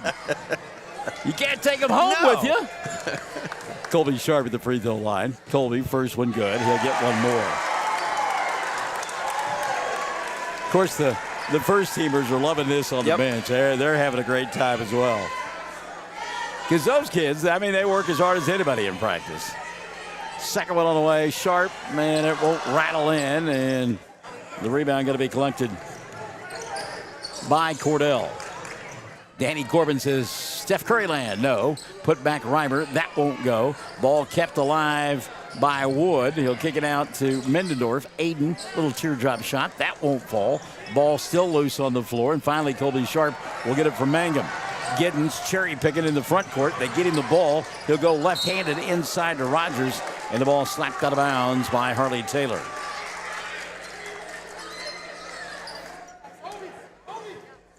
So inbounding it will be Bo Anderson. Lob to Avery. Rogers can't handle. Taken away by Taylor. And here comes Danny Corbin. Corbin pull up from 3. No. Rebound taken away by Giddens. He'll go to Bo. Anderson, they're not going to call anything now.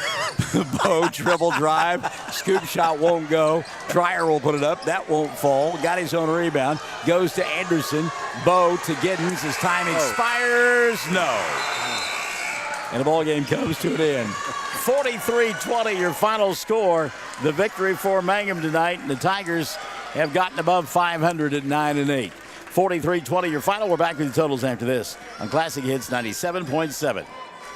Greer County Farm Bureau agents Mickey Lively and Rod Calhoun support high school sports. Mickey and Rod offer insurance for property, auto, casualty, life, commercial, and crop insurance. They're ready to serve you at 231 North Oklahoma in Mangum. Call 580-782-3827.